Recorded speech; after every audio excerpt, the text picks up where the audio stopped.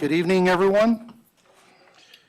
This is a regular session of the Board of Trustees of the School City of East Chicago. The time is 6:09 p.m. The place is the Administration Building, 1401 East 144th Street, East Chicago, Indiana, 46312.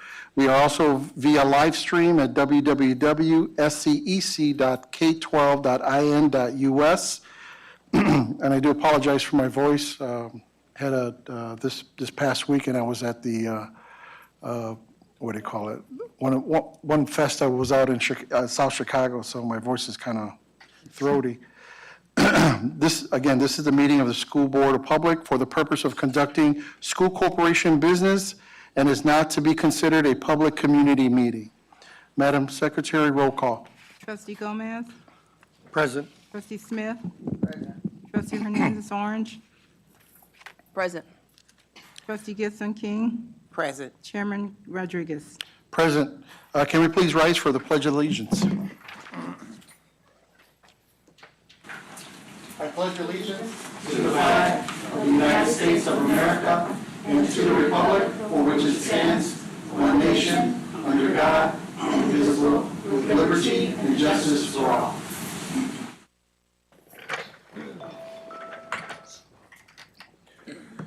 Okay.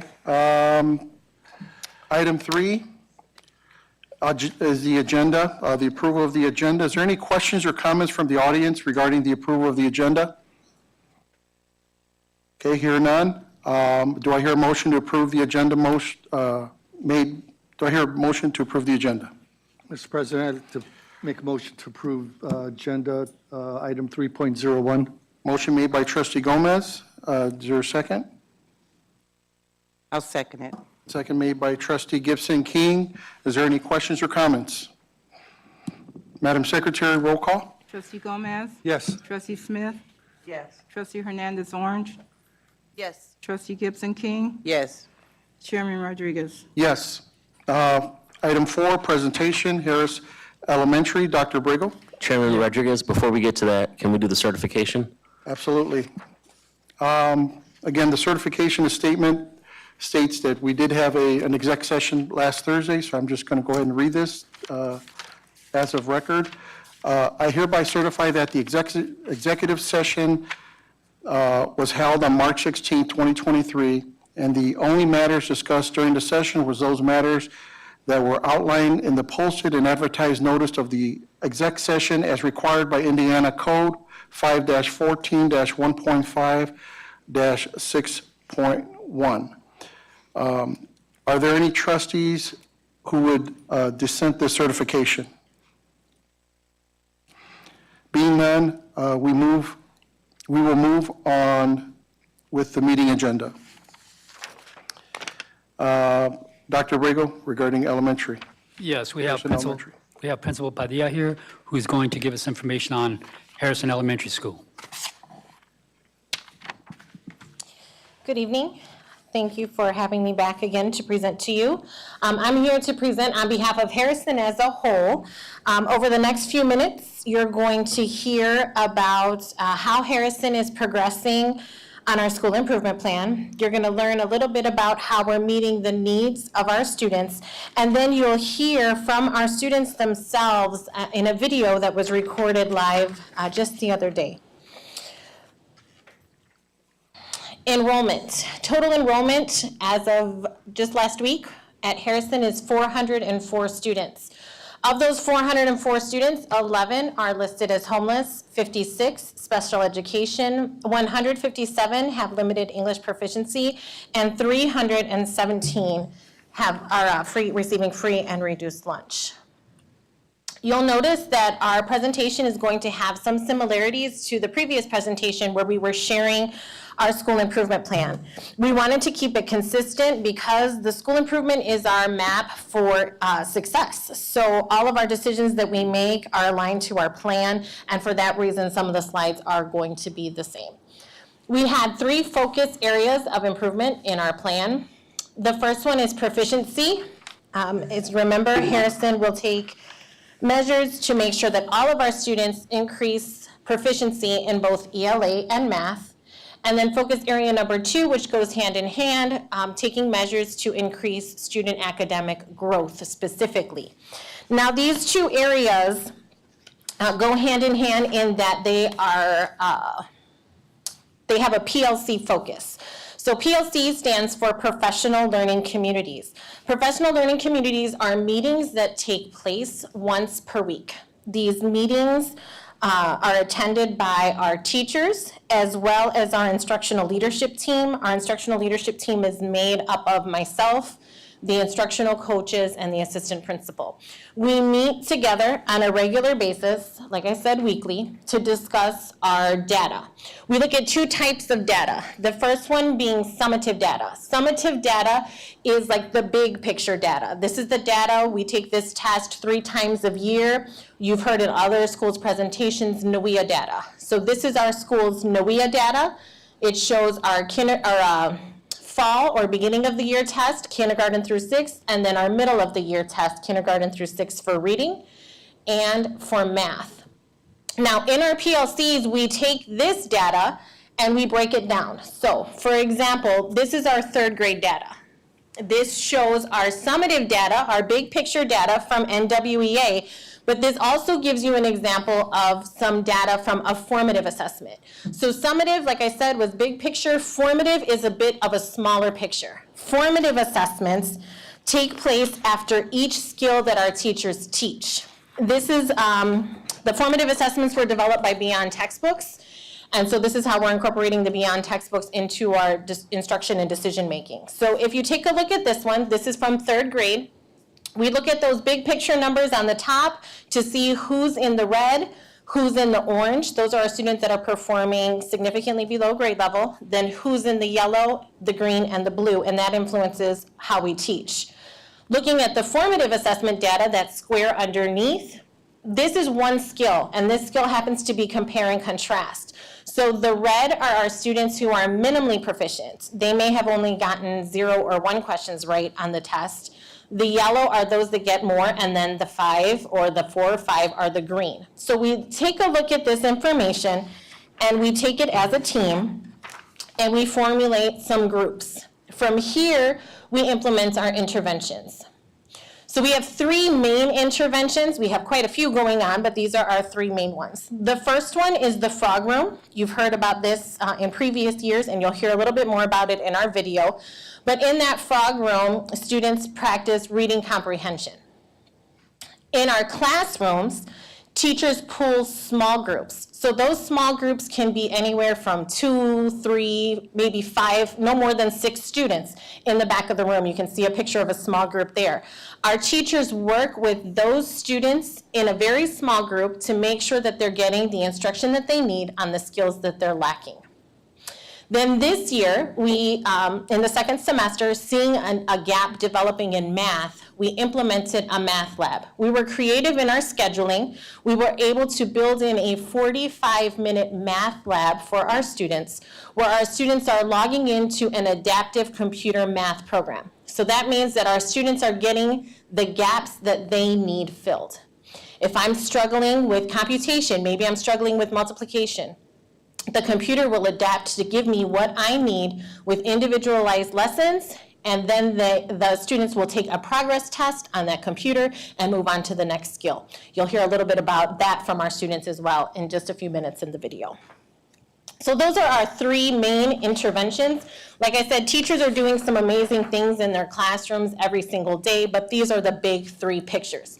From these interventions, we're already seeing some results. We just finished taking iRead 3. iRead 3 is a state assessment that's given each year to our 3rd graders. This assessment tests the students' foundational skills, their basic knowledge of the letter sounds and things like that, and it also tests reading comprehension in both fiction and nonfiction. This shows the data from the past 2 years. Last school year, we had a passing rate of 34%. This year, we increased that number by 17% with a 51% passing rate. Again, that's preliminary data because we still are waiting for finalization, and we have another round of tests. So that number may change a little bit, but we're looking to hover right around that number with a 17% growth. Our third area of focus from our school improvement plan is MTSS. MTSS stands for Multi-Tiered Systems of Support. Within MTSS, or under MTSS, comes three areas. The first one is SST, which stands for Student Support Team. The second is attendance, and the third is SEL, which is Social Emotional Learning. So our SST team, or Student Support Team, is made up of school administration, the instructional leadership team, several teachers, as well as the parent. This team meets to help the students who are still struggling after we've given Tier 1 instruction, all the instruction that every student gets, and after we've given an intervention. If we still have a student that's struggling, this team meets, we come together and we make an individualized plan for that student with the help of the parent to help the student meet their needs specifically. It doesn't have to be just academic, it can be behavior, it can be attendance. There's multiple reasons why a student can be referred to that SST team. That team meets twice a month, sometimes more if needed. Attendance. So attendance does fall under this category. Attendance is, our current average daily attendance year to date is 92%. 174 of our students have attended 95% or more of school days this year. 123 students have attended 90% or more, and 20 of our students have critical attendance. So what do we do for those students who are struggling with their attendance? We have several interventions listed there in our chart. The first one is Geminis referrals. Geminis is a truancy prevention group that works very closely with us. We refer families to them often. Families do not have to take the help, but we do refer them, and of the families that we referred, we have 7 families that have accepted help from Geminis. With each parent that we meet, we offer Parent Cafe forms. Parent Cafe is housed at Carrie Gush, and it's a group of local organizations that come together to provide supports for parents, families, and students. We've had 82 parents sign for the Parent Cafe forms. Our truancy officer has done 8 home visits.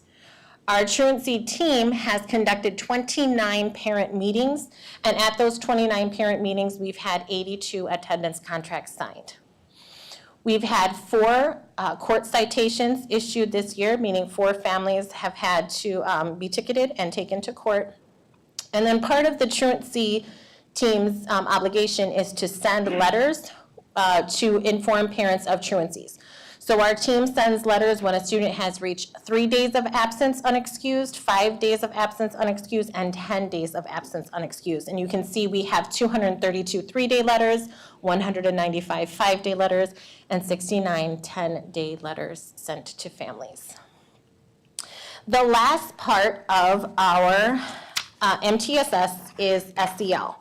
So SEL stands for Social and Emotional Learning. Social emotional learning time is built into our schedule. All the elementaries have it each morning for about 15 minutes. But we realize that 15 minutes is not enough to meet the needs of our students' social and emotional requirements. So one thing that we do is we continuously modify. We have different fun challenges, different fun things for the students to do, but we survey the students several times a year.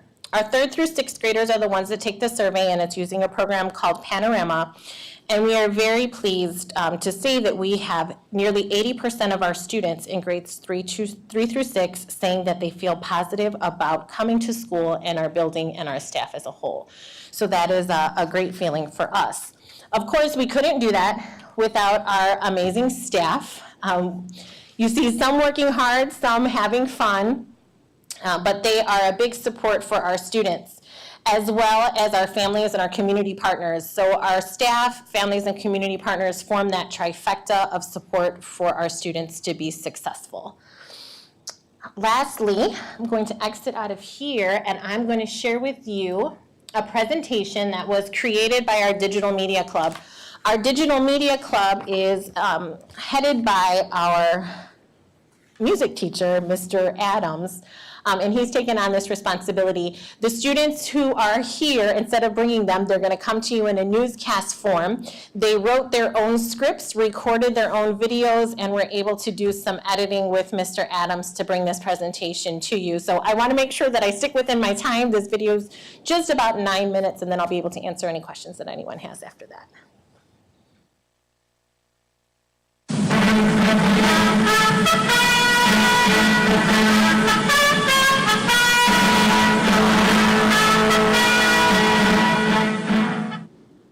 Hi, my name is Fernanda Estrada. I'm a sixth grader at Harrison Elementary School. We are sorry we couldn't be with you there this evening, but we put together this amazing presentation for you. You're going to hear from a lot of people in the next few minutes about what's happening at Harrison this school year, but the first group of people you're going to hear from are the instructional coaches, Miss Woolman and Miss Rodich. They're going to tell you about reading instruction at Harrison. Good evening. I'm Arlene Rodich. I'm the K-2 literacy coach at Harrison. I'm Jennifer Willman. I'm the 4 through 6 instructional coach at Harrison. I am part of the first cohort with the Indiana State Literacy Initiative with the goal of 95% of all students in Indiana proficient in reading foundations. I've had the privilege of working with the amazing teachers at Harrison to bring direct, explicit, evidence-based instruction aligned with science of reading. We instruct all K-2 students in the 5 pillars of reading: phonemic awareness, the sounds in words; phonics, the letters which represent these sounds; fluency, the rate and prosody of oral reading; vocabulary, and as well as comprehension. We provide all students with a solid foundation necessary to develop lifelong readers. And I'm going to give you a little sneak peek into our frog room. The frog room stands for Fluent Reading Our Goal. Inside the frog room, we use the intervention LLI, and LLI stands for Leveled Literacy Intervention. The purpose of this intervention is to target the students with reading and writing difficulty with a small group setting. Our goal is to have less than 6 students per group. The goals of the frog room are to raise literacy achievement in our bubble students with the most recent NWEA data, comprehension, and to teach our students test-taking strategies. Currently, we have 66 students in the LLI program. There are 3 paras running this room. It runs from 8:15 to 11:15. They see 6 groups daily, and they are 30 minutes each. They are pulled out during their small group classroom instruction, and this is for a focused, intense daily lesson. The frog room allows us to meet the needs of our bubble students in the classroom and the state tests. Thank you. Thank you. Thank you. I'm going to pause because I forgot to mention one thing. We did receive our iRead3 data, and you're going to see a video clip of a celebration coming up, so I wanted to give you what the background information is. Harrison had one student who passed iRead3 with a perfect score. So we did a big celebration at the building, and that's what this is, but it wouldn't make sense if you didn't know that. So I want to tell you that before we move on.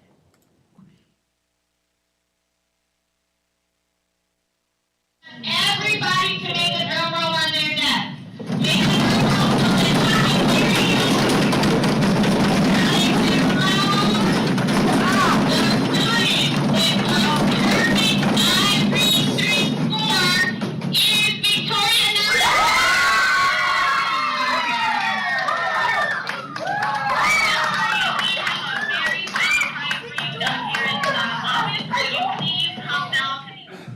Thank you, Mrs. Rodich and Miss Woolman. Next, we have Anthony Hardy, who is going to tell us about Harrison receiving the Purple Heart Award. Hi, my name is Anthony Hardy, and I'm here today to talk about the Purple Star Award that my school, Harrison Elementary, got from the Indiana Department of Education. It was a very big honor. You're probably wondering what we did to get this reward. We show a big commitment to our service members, veterans, and students, and families of our military. We dedicated a wall in our school to local veterans. We participated in our school City's Veterans Day program. We even interviewed a couple of local veterans. Check out the videos on our website. Last week, a mom of a second grader came back from active duty, and we even caught it all on tape. Coming home, I'm coming home. Tell the world I'm coming home. Let the rain wash away all the pain of yesterday. I know my kingdom awaits, and they've forgiven my mistakes. I'm coming home, I'm coming home. Tell the world I'm coming.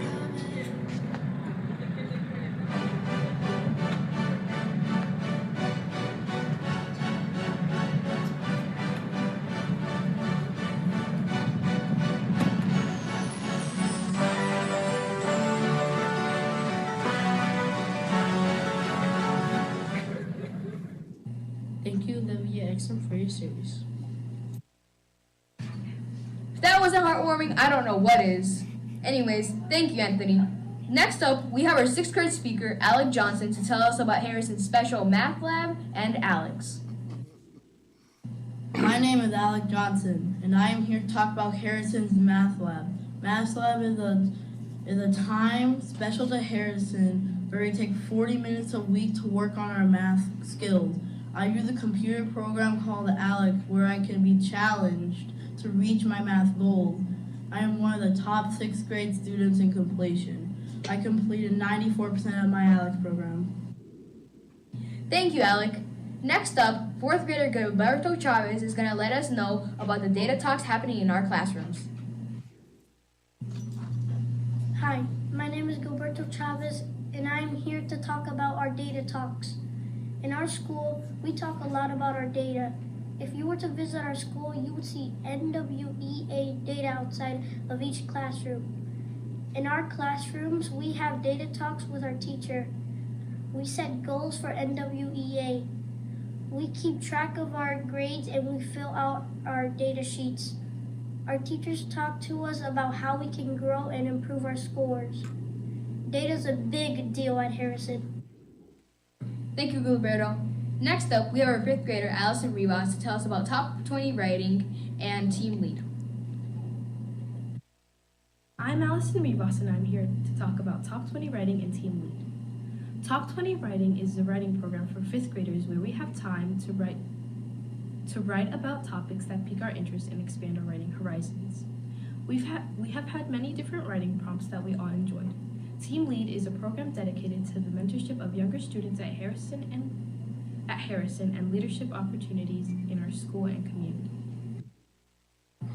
Thank you, Allison. Our next speaker, 6th grader Jace Lloyd, will give us some information about Harrison's dual language immersion program. My name is Jace Lloyd. Did you know that Harrison has a dual language immersion program? You are probably wondering, what does that mean? This is a class that teaches in both English and Spanish. This is our very first year with the program, and right now some of our kindergartners are in the DLI class. This is not just a class for kindergartners who speak Spanish. This is a class for anyone interested in enrolling. Every year, we will add 1 grade level until we reach 6th grade. Thank you, Jace. Last but certainly not least, 6th grader Jeremiah Strong will give us a rundown of our partnership with EC Central's CTE program, extracurriculars, and more. I am Jeremiah Strong, and I am going to tell you about even more exciting things about Harrison. We're partnered with East Chicago Central CTE program, where 4 days a week, students from Central come to Harrison to work with our students and learn from our teachers.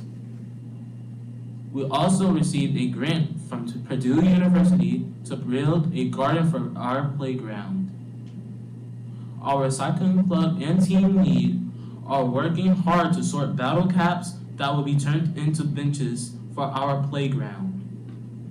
Last but not least, we have a ton of extracurricular activities, including golf, basketball, volleyball, digital media club, student council, team lead, chess club, science Olympiad, STEM club, communities of school, after-school tutoring, and more.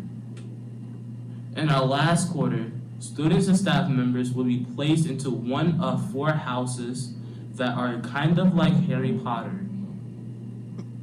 A house is a family that work together and encourage positive behavior. We cannot wait to get started. Once again, my name is Fernanda Estrada. Thank you for watching and enjoy the rest of your night.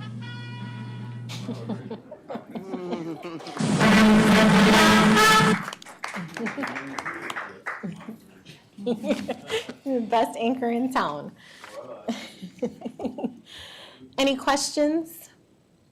Any questions or comments from the audience? rather answer something. Can you explain the homeless? Are they,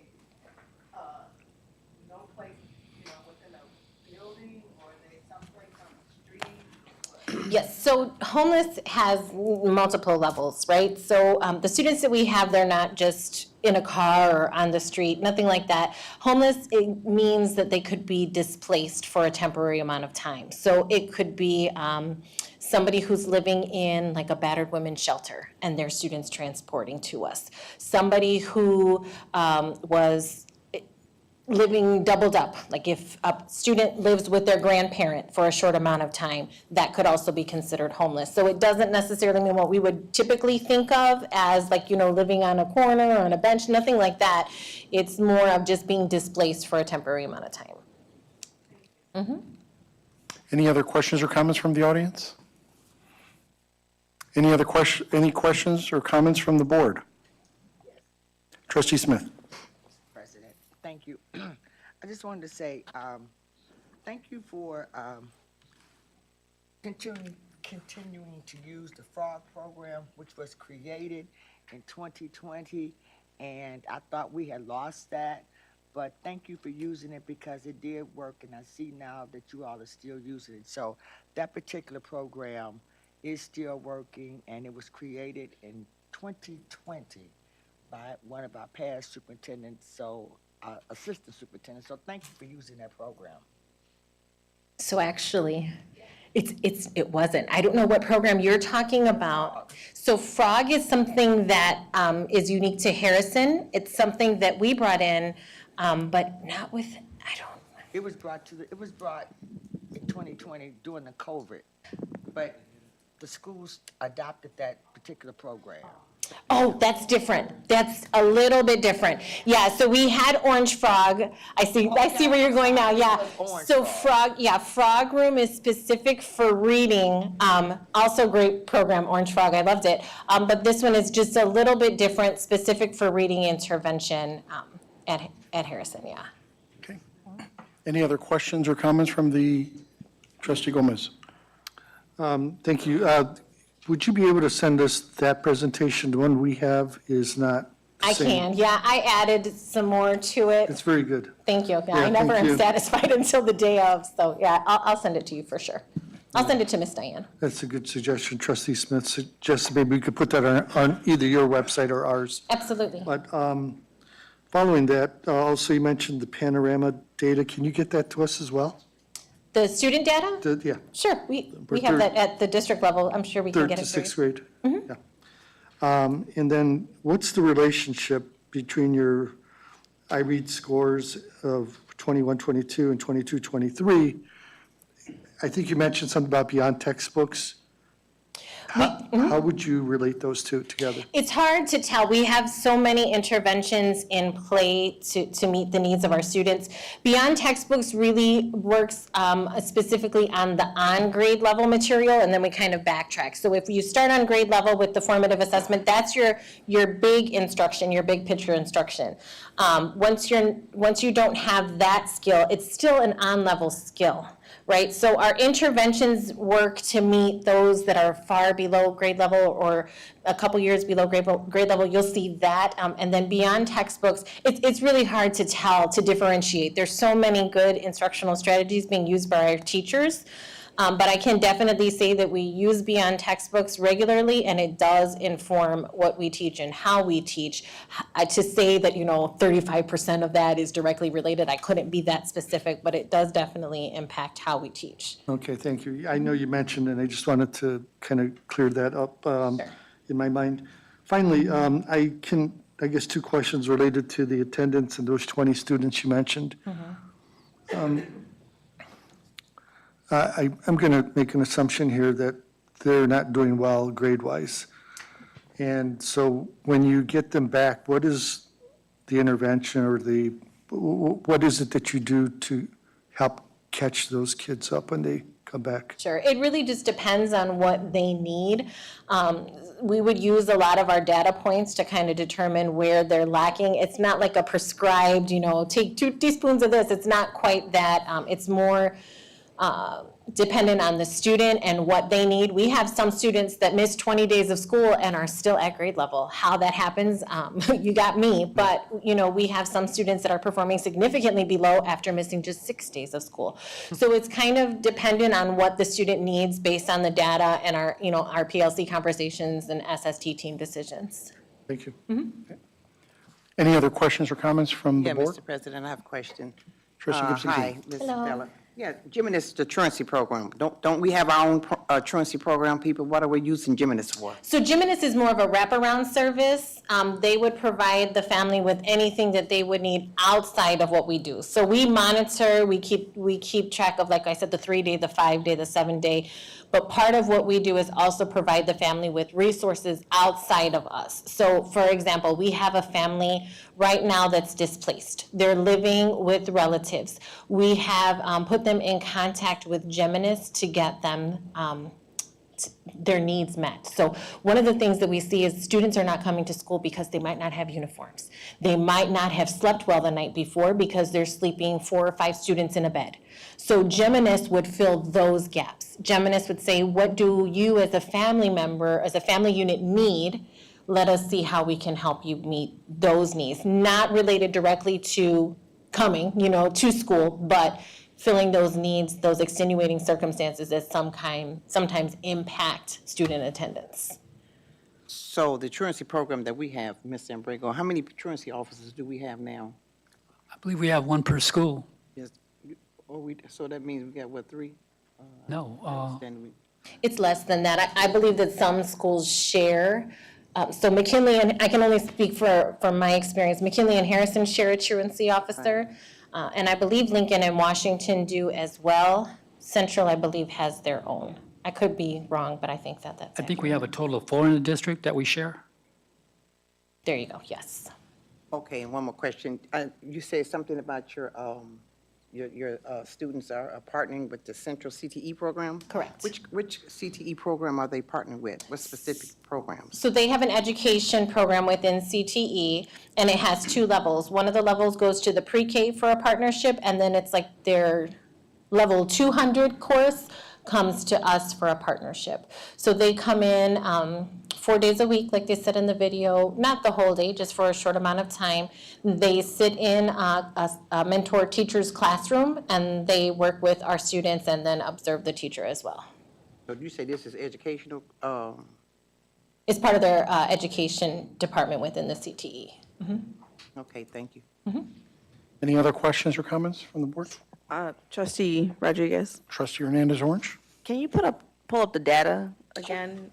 Reading proficiency and growth as well as the math proficiency. I want to make sure I'm looking at the right thing. That's reading. So that's beginning of year to middle of year. Right. So first off, I saw the math scores, and it's weird because as a district, we're doing poorly in math, and your scores show that we're improving in math. So that's great to see. But I had a question in regards to proficiency for reading, because we do see a lot of, I guess, the reds increase at the winter. And I do see that there's some improvement in the blues, but we see, and I guess I don't understand that, how it ends up going back to, like, for instance, the top, it goes from 22, but we're down 27. yet we increased to the blue. And then same thing for the 30% in the beginning, but then it went to 35%, but yet we had. I can explain. So the red is significantly below, like we're looking at 2+ grade levels below. Orange is a little bit less, yellow is probably 1 grade level below, green is proficient, and blue is exceeds proficiency. So are we losing proficiency then? So here's what happens. It gets a little bit confusing because we're used to looking at iRead data from last year, but NWEA is a little bit different in that NWEA, the bar continues to move. So for example, if I was a student and I scored a 207 in the fall, I would be in the orange, just for example, okay? But now I'm taking the winter exam, I still score a 207, but the bar for proficiency moved, now I'm red. So there's some cases that are like that where students are scoring very similarly, but they're going backwards because the bar keeps moving. And then, so in every building across the district, second grade is a bit startling, right? Second grade is those are our COVID babies. So those are their kindergartners that were out virtually that whole time. So that's a big area of focus for us. How can we make those numbers dwindle down? And it's conversations that we're having constantly. You know, like the kids are having the conversations, the teachers are having the conversations, trying to find the magic pixie dust to make it all fall into place. I know we've had presentations from people where it's like, usually someone moves, a step up, but then sometimes that one step up, that other person might still be back here. So what are we doing to try to get them to that point? Because I've actually never really paid attention to these scores. And honestly, for the math, though, you see a little bit of difference. Like, so that's also weird to see where you're actually reaching proficiency because they're, so I don't know, I was just wondering, exactly, I know you're how should I say, you have the frog room for that, you have different items, but is this a concern? It's a big concern, and it's what majority of our conversations are centered about. How do we make the improvements? Yes, the interventions are there. Are we seeing the results? Yes, we are, but they're slow, right? We want something that's going to be instant, and it doesn't always happen as fast as we want it to be. We have the after-school tutoring going. We have these interventions in place, but these are all things that take time. These are gaps that we're trying to fill from 2-3 years ago to get our students where they need to be. So is it harsh to look at? Yes. But do we have a plan, and are we seeing the course? Absolutely. That was all for me. Okay. Thank you. Thank you, Ms. Padilla. And next, we're going to our business portion of the meeting. The consent agenda, Dr. Abrego, or actually, no, this is a consent agenda. So is there any questions or comments from the audience regarding the approval of the agenda? Do I hear a motion to approve the agenda from the board? Yep, Mr. President, I make a motion to approve the consent agenda. Motion made by trustee Gibson King. Is there a second? Second. Second made by trustee Gomez. Is there any questions or comments? Madam Secretary? Trustee sorry. Rodriguez. And I guess my only question is, and only because I know, we played around with this position a bit. So I see that we're changing all the boys basketball coaches to be in, appropriate approval for their times that they change or the position that they were in. Did we ask the athletic director who coached games at a certain level?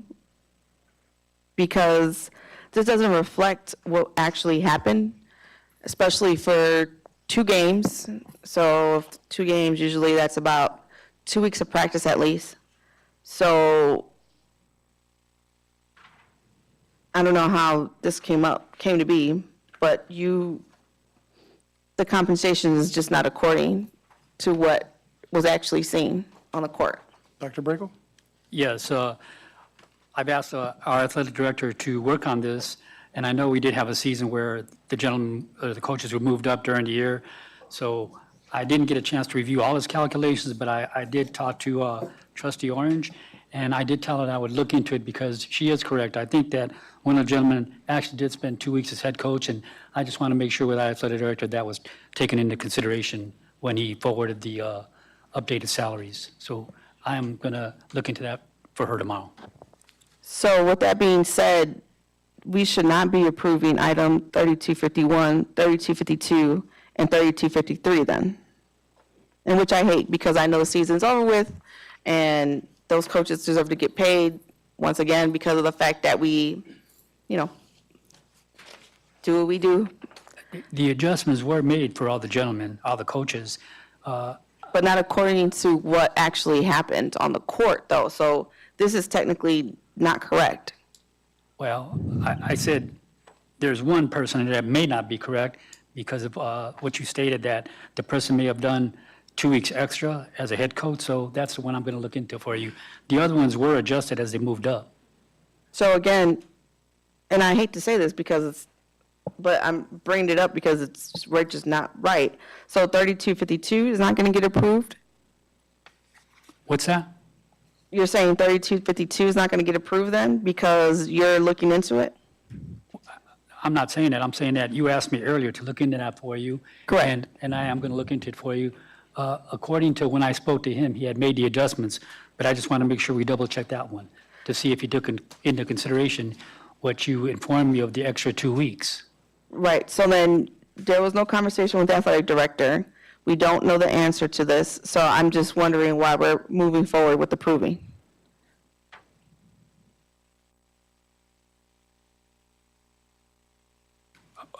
All I could say is, when I spoke to him, he did make the adjustments. You said you had to talk to him tomorrow. No, I said I was going to talk to him tomorrow on the one particular one item that you told me to. Right. So that's what I'm saying. We don't have the correct information to actually move forward with this. So I'm not understanding why it's on our agenda at the moment. I mean, I wouldn't completely remove the agenda, the complete portion of this for one item. Do you have a actually supplement? three. I'm sorry? Probably 3 items, all 3 of them, because they all moved up a level in that 2-week time. I'm just asking to do what's right. If you guys would like to move forward with it, that's fine, but I don't think, and it's on record, that we have yet to talk to the HR director or the athletic director to make sure that this is correct. That's all I'm saying. What do you want to do? Because we have a motion and a second, so how do you want to handle that? Well, again, my communication with the athletic director is that the adjustments were made because people moved up for a long duration of time. The concern that Trustee Orange has is correct. I just want to make sure that I have to look into it. If for those 2 weeks, that person was not paid correctly, then we do have to make the adjustments, and we can make that retroactive. Okay. Are you okay with that? No, I suggest we just take it off. I suggest we take off all those items because of the fact that once something goes through, then you have to go back, and then you have to now reapprove all that, and then you have to reapprove the money, and then are you giving out checks? Again, I hate the fact that we're keeping coaches from getting paid, but I just want to do things that are correct. This is why I asked Dr. Brago ahead of time to look into this. Obviously, that didn't get done, but I think you should ask our attorney, honestly, what we should be doing, because again, it's on record that an individual, or actually all of them, I think they all moved up, so I don't know. So I guess the question I have for you, Trustee Hernandez Orange, is whether, are you adding a motion to this motion? Are you adding a second motion? Because that's the only way it's going to come off the table. So I don't think I There's a fir- can. There's a first and a second. Attorney Harris, correct me if I'm wrong, because of the individual and the relation to me, I can't make that happen. That's correct. So no, I'm not. I'm just asking for the board to do what's correct. So I would make a recommendation here, though. That's correct. Trustee Hernandez Orange can't make a motion on this. She's got a conflict, right? Correct. But going forward, I think it appears as though there may be an error that's here. I don't think we have any evidence in front of the board right now to confirm that or not. But I think the superintendent is agreeing to go research that a little bit further. If he does find that an adjustment's necessary, I think if the board is in agreement, he should make that adjustment, come back to at the next board meeting and request ratification and approval of whatever that adjustment is.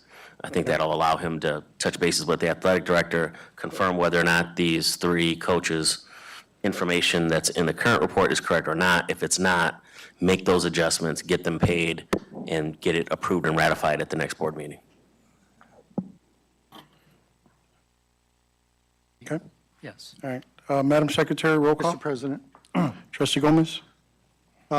while the superintendent's doing that, I'd also like him to confirm that, as Attorney Harris mentioned, we had nothing in front of us. We had nothing in front of us when that coaching change took place. So I'd like to see a document that was submitted to the superintendent that these moves were actually made.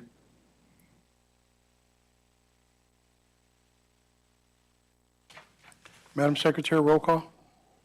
Trustee Gomez? Yes. Trustee Smith? Yes. Trustee Hernandez Orange? Abstain. Trustee Gibson King? Yes. Chairman Rodriguez? Yes. Okay. Item 6, new business. 6.01, approval of clerical collective bargaining agreement, MOU. Dr. Brego. Yes, these items were discussed in executive session, and we have Attorney Cantrell here to shed some light on these two, please.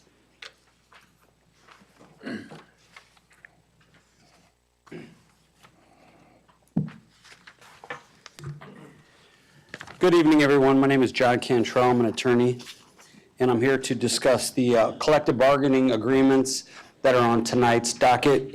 In addition, they're listed as memorandums of understanding that are related to the collective bargaining agreements. The first one is the collective bargaining agreement between the School City of East Chicago and Local 73, the Service Employees International Unit, the clerical unit. May I proceed? Attorney Cantrell, I think that's item 6. Would that be the same as 6.01 clerical? Because I think we have them itemized. Yes, correct. Okay. Okay. So this is item 6.01. Yes. This is in respect to COVID days, effective August 8th, 2022 through May 26th, 2023, at the sole discretion of the superintendent or the superintendent's designee, if the clerk is directed by the administration to quarantine for a period of 5 days due to a positive PCR test for COVID-19 from a verified provider facility, i.e. the health department or the state health department authorized representatives, because the clerk has been experiencing symptoms of COVID-19, the superintendent shall authorize the clerk to get paid for a period up to 5 days without the use of paid personal illness. This paid leave for the employee will be granted for one time only. And that goes back to the beginning of the school year in August.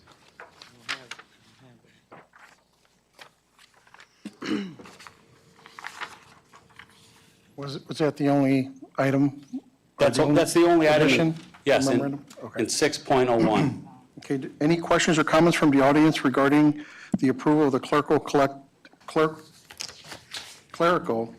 collective bargaining agreement, MOU? Hearing none, do I hear a motion from the board to approve item 6.01? Mr. President, I'll make a motion to approve 6.01. Okay, motion made by trustee Gomez, Second.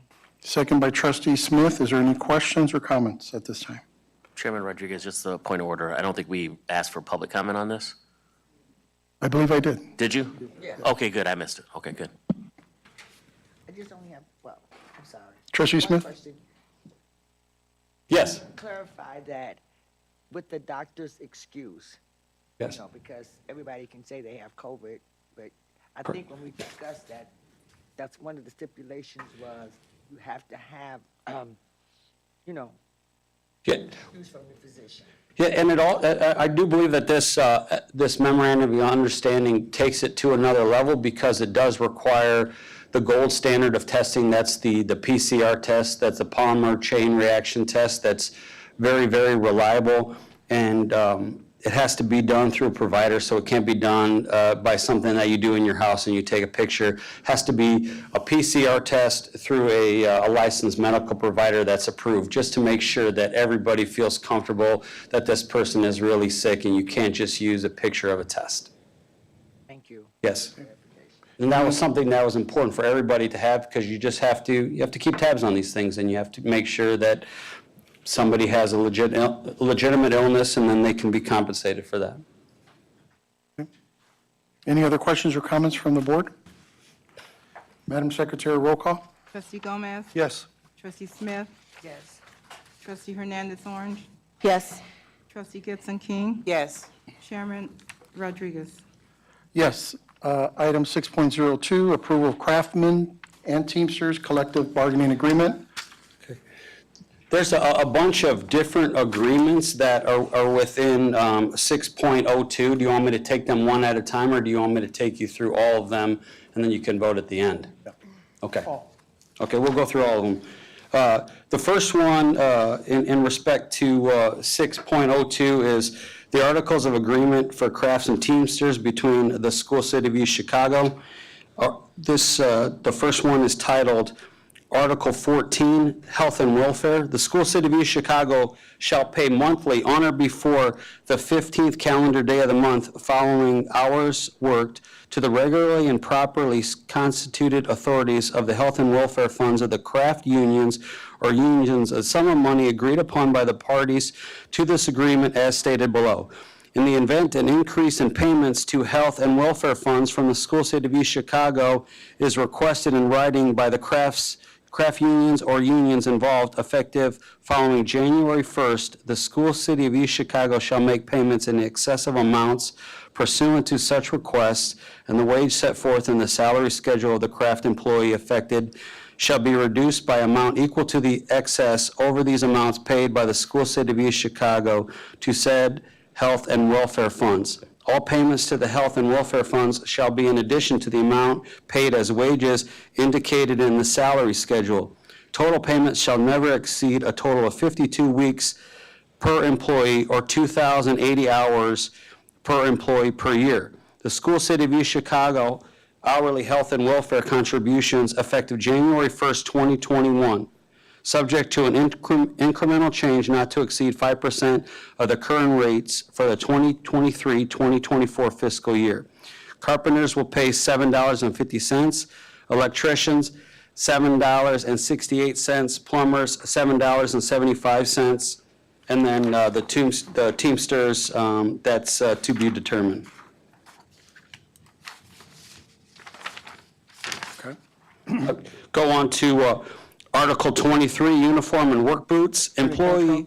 If you can just summarize, you don't have to go through them. Okay, now this is just a $150 work boot allowance that will be paid in July every other year. This is a stipend. A $700 stipend shall be paid to craft employees who are employed by the school city as of March 6th, 2022. The next one is COVID dates, and it's essentially the same thing that we talked about for the clerical unit. If a PCR test is provided from a licensed medical and approved provider, the employee will get 5 days paid off. The next MOU is donation days. Crafts and Teamsters may donate up to 5 sick leave days per year to any craftsman who are caring for immediate family members, spouse, child, parent, who is in case of an extended illness and they've exhausted their sick days and their personal leave days. So you can donate to somebody within your own union. Training contribution, the parties hereby to agree that the Crafts and Teamsters will get subsidies if they give 60 days notice and the course does not exceed $50. So it does have some requirements.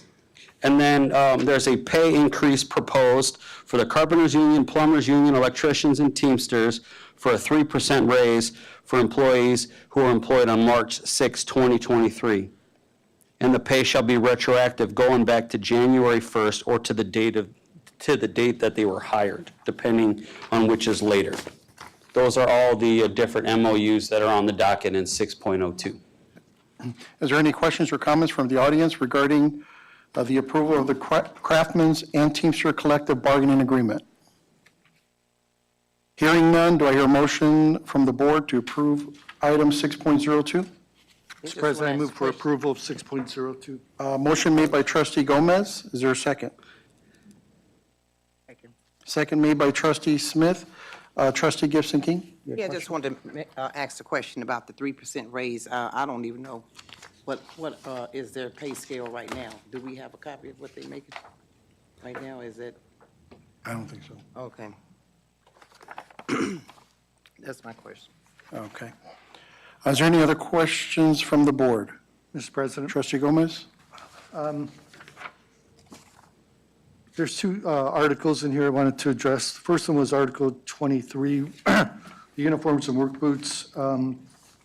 As a safety guy, I've got to ask this question. Attorney Cantrell, do employees on year one get this allowance? I know you said every other year, but my question is, if somebody comes in, do they have to wait 2 years to get this allowance? No, they would get it that first year. Okay. Yeah, that was I think the main concern on that. I want to make sure that they did have that. And I guess as a follow-up to that, is that in their job description that they must wear? And is it defined what work boots are? Yeah. Sorry, go ahead. Yeah, depending on what they do specifically, especially, and when you're talking about safety, and safety is of course important, and I know that's one of your focuses, but if the job description requires them to wear work boots for safety reasons, then this is especially important. Yeah, and we want someone to get the boots right away, because we don't want them to not have the boots because they didn't get their money, Right. and it creates essentially a hazard for them and an expense potentially for the school board and the school city. Thank you. Yeah, that's my concern. I appreciate your answer. And then the other question I had is relative to the, I'm sorry, don't see a number on this, training contribution. So this is the actual craft or Teamsters organization that's going to be providing some sort of training. Is that training, is this classroom training? Is it on-the-job training? How is that defined? It's a class that one of these members wants to take, so they have to ask to go take the class. You get 60 days really to research, and that's why we ask for some advance notice, because people like to wait to the last minute and then ask for permission. So we're asking for 60 days, and then there can be an assessment if this is a good class, and that'll help benefit the school Okay, city. that's great. Thank you. Is there any other questions or comments from the board? Hearing none, Madam Secretary, roll call. Trustee Gomez? Yes. Trustee Smith? Yes. Trustee Hernandez Orange? Yes. Trustee Gibson King? Yes. Chairman Rodriguez? Yes. Thank you.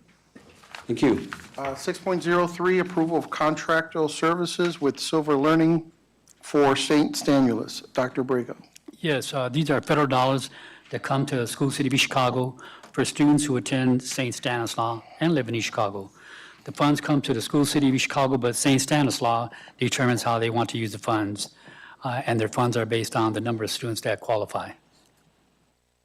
Is there any questions or comments from the audience regarding the approval of the contract with Silver Learning Center for St. Stanislaus?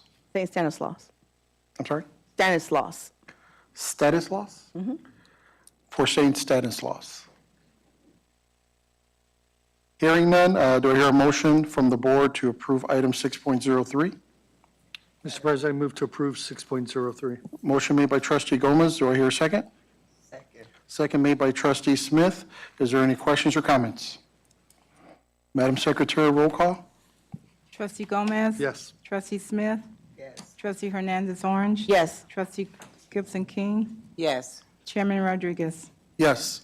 6.04, approval to use Central High School gym. Dr. Abrego. Yes, this is a partnership with the Parks and Recreation Department.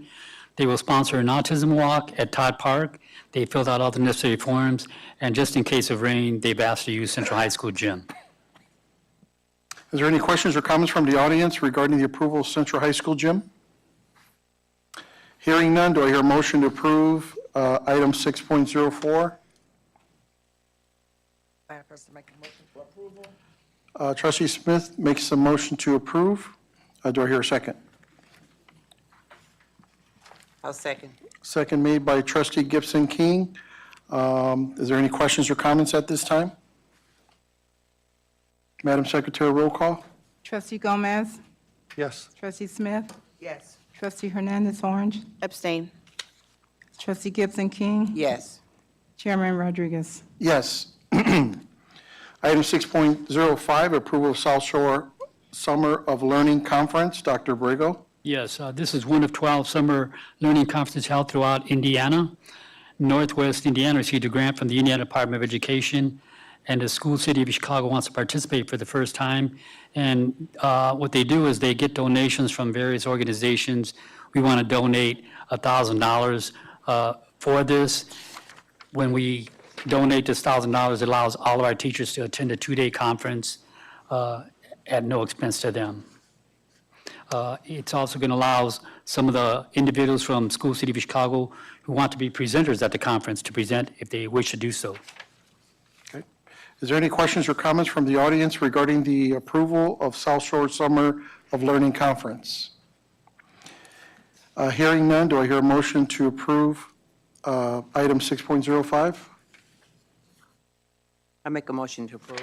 Motion made by trustee Gibson King. Is there a second?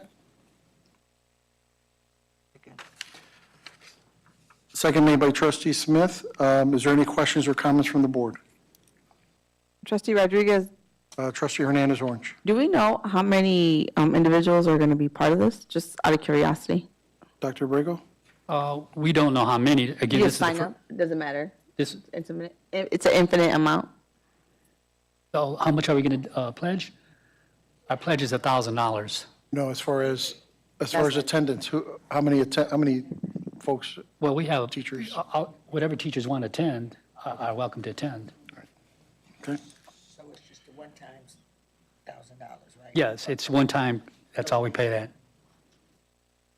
Okay. Any other questions or comments? Madam Secretary, roll call? Trustee Gomez? Yes. Trustee Smith? Yes. Trustee Hernandez Orange? Yes.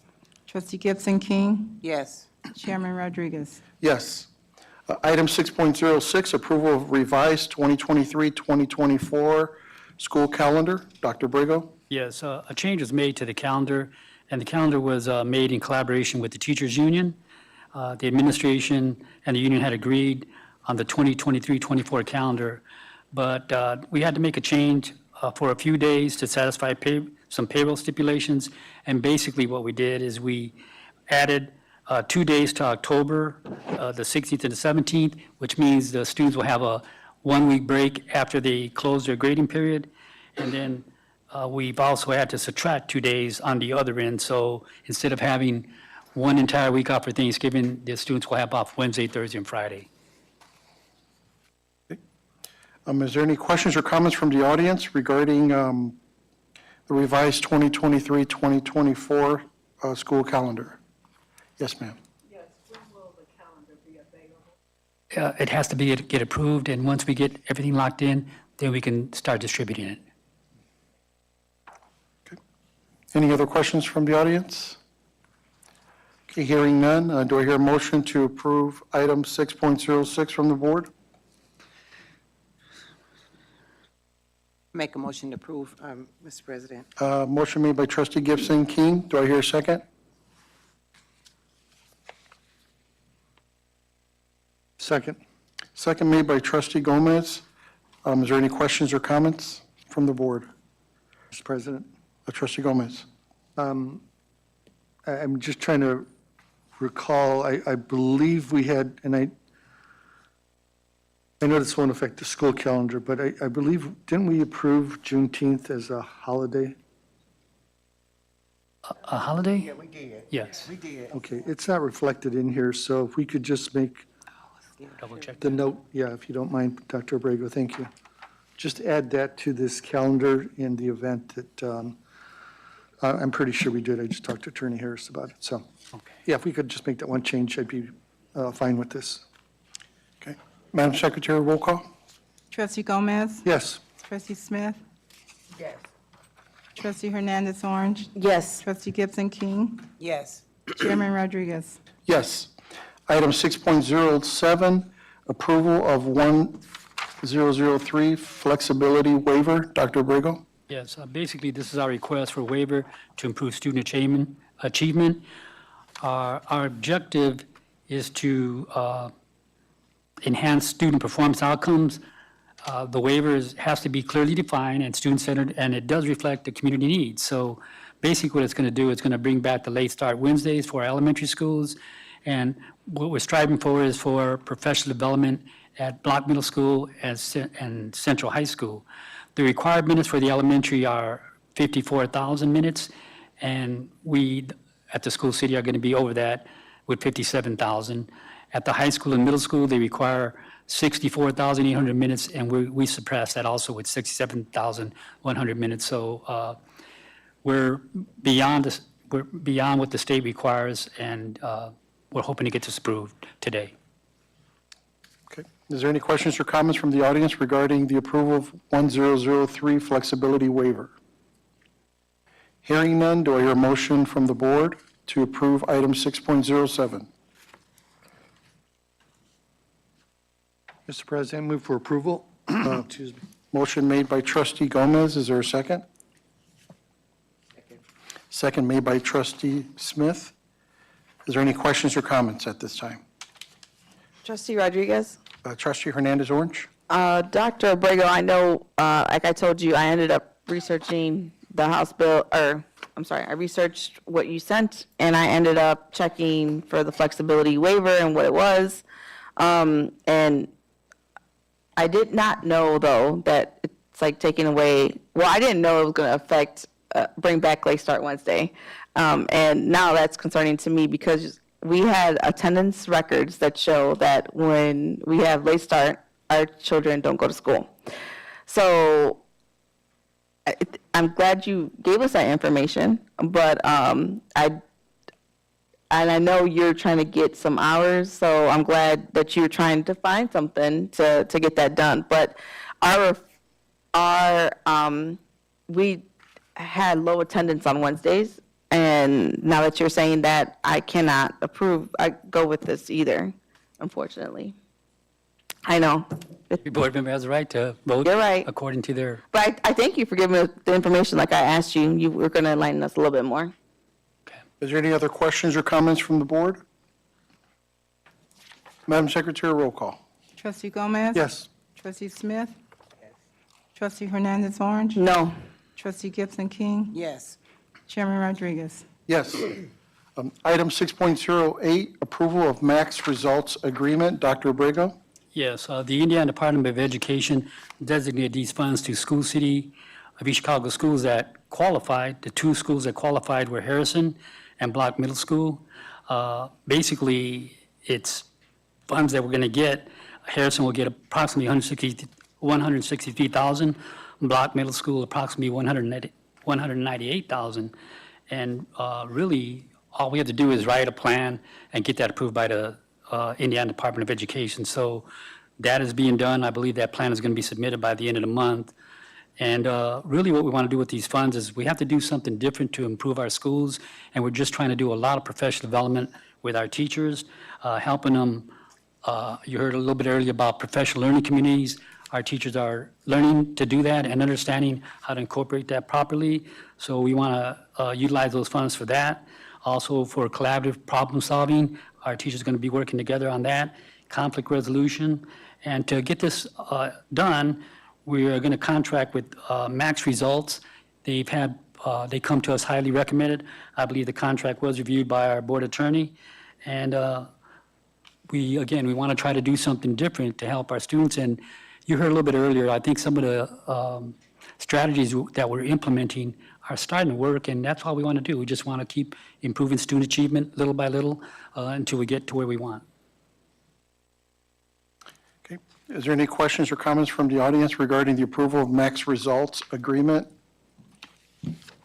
Yes, ma'am.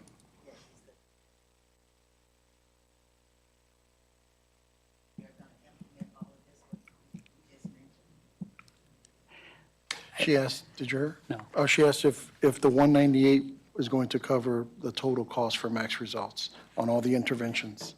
Yes, that's for Block Middle School. And they have a plan to have professional development if everything works out every day. And every day it's very structured on what the teachers are going to be doing. Is there any other questions or comments? Hearing none, do I hear a motion to approve from the board item 6.08?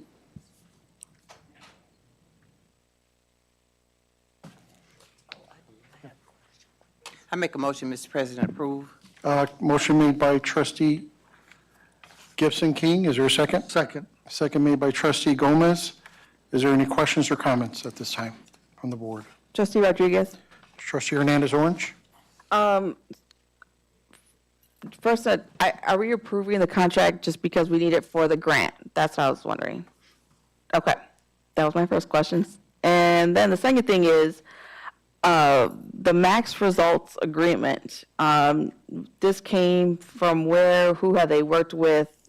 Is there in the area other than, I'm assuming Gary? What's the question? I didn't. Who has Max Agreement work with other than Gary? I'm not quite sure.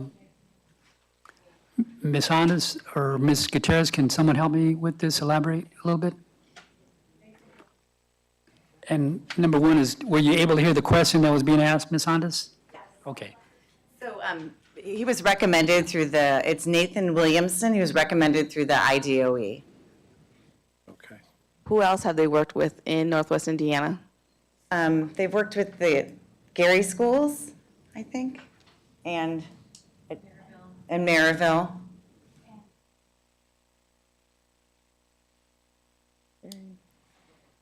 So several local cities that received the same grant. Okay, thank you. Dr. Abrego, you stated in your comment that you want to do different things to improve schools. So my only concern with this is that the contract that we have works with an individual who used to work here when we previously we've had failing schools. So the fact that we're going into a contract with individuals who previously worked here and didn't help the school system back then, I'm not understanding why we're going to contract with individuals who know our school and who didn't help it back then, or trying to now help it now. So I don't know, like I said previously, why would we allow people to do tutoring if their child's failing in class, but yet we're going to let them tutor afterwards? So this is kind of the same scenario. When we had failing schools and we had people who worked in the school system who we're now going to go into a contract with, why would we go back to that? Well, the number one thing is, again, I keep saying is, if we keep doing the same thing, we're going to continue getting the same results. So basically, what we're trying to do is improve the caliber of our teacher by helping them have professional development on a daily basis and address the things that are hurting our students. And again, teachers have to learn how to work in a professional learning community. I think I stated earlier, we're going to have a group of 5 or 6 teachers working with 100 students, but they have to collaborate every morning and discuss if the student is not passing a certain subject, why, and what can they do to help that student. So we're not just going to keep doing things the same. And again, it's a new approach. We hope it works. And if it does, we'll be very thankful. And if it doesn't, we just try a different avenue. Any other questions or comments from the board? Mr. President, Trustee Gomez. I would note that I believe Gary is now surpassed us in that if we're going to make that argument, that we should consider that as well, that they seem to be doing a little bit better than we are. I'd like to hear from Ms. Padilla, actually. I saw her hand up. So I can speak specifically to Harrison's plan because we're working as a team to write Harrison's grant with our staff. So the way that we're going to use Max Results, yes, the individual was employed here before, but she's part of a team. So it's not just her, one person, it's the company as a whole. And I was able to sit down to say what our plan was, what we wanted to do. One of the things that we're trying to do at Harrison is build teacher capacity. So we're trying to make leaders out of our teachers so that the teachers can sit down to have the conversations that we're having on those Thursdays that we talked about in PLCs, but to have them as a team at a grade level on Tuesdays as well. So they're going to sit down as a team on Tuesday. They're going to talk about what skills are we covering this week? What's the best way to teach the skills this week? What do our lesson plans look like? Here's a sample of what I'm doing. So Max Results is coming in to help guide those conversations and to help build teacher capacity. I was able to sit down with a representative from Max Results and outline specifically the professional development that we needed based on our data for Harrison and based on teacher input from Harrison teachers in a survey. So it's not just something that's willy-nilly, it's very precise with the needs that we have specific to our building to build our teacher capacity. Did we happen to look into any other organization? So this one was one that had the ability to be able to build the menu that we wanted at a price that wasn't going to take everything. So, one of the audience members asked, are they going to get the whole $196,000? No, they're not. What they're asking for is very minimal in comparison to what the grant is. I can only say that I was given this name after I believe the companies were vetted, so I was able to sit down with this person individually. So they were vetted by somebody else, not you? Not myself. I was given the name. I'm not sure who. I can only speak for myself. Yeah, thank you. Uh-huh. Okay. You have a question, ma'am? Yes. Hold on, Ms. Padilla.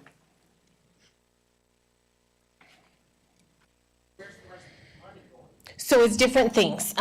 For Harrison specifically, again, I can't speak to what's going on at the middle school grant, but for Harrison specifically, lead teachers are going to be assigned at each grade level if the grant is approved. And that teacher is going to be kind of like the lead over their grade level. They're going to be coming to work outside of regular hours. They're going to be given additional duties. So those teachers will have stipends for that professional duty outside of their regular hours with the training and those things as well. And then there's some other things that are kind of built into the grant, not related to that, in regards to our SEL component and our SEL curriculum and things like that. But a good chunk of that is going to go to teacher stipends, if approved. So I believe there's a tier 1 administrative component as well, is what I saw. That is, so it does afford within the grant, it provides a mentor to the administrative team to kind of help to guide us to make sure that we're crossing all our T's and dotting all our I's as well. And that is tiered, just like the regular services are tiered, yes. Okay. That's not uncommon for school improvement plans for the administrative team to have mentors. Gotcha. Mm-hmm. Trustee Rodriguez. Trustee Hernandez-Orange. Dr. Abrego, where did this company come from, since the teachers or the principals at the schools, I'm assuming, did not get to choose? Who chose for them? I'm sorry, I don't understand your question, or I didn't hear it. Who chose, Who chose the company? I guess is the question, right? I'm not sure. Can you help me? Yeah, we were given a list of partnerships for regional coordinators around here that deal with the SIG grant specifically. One of our other options that would be able to hit regionally would be EES, and we broke ties with them last year, which was Equitable Solutions. So that was the other option to go with that. But like Linda said, they're very expensive, and it would have absorbed her whole grant. And so besides the services, she wouldn't have been able to do anything as far as buying supplemental things or enrichment pieces for her literacy or her SEL block.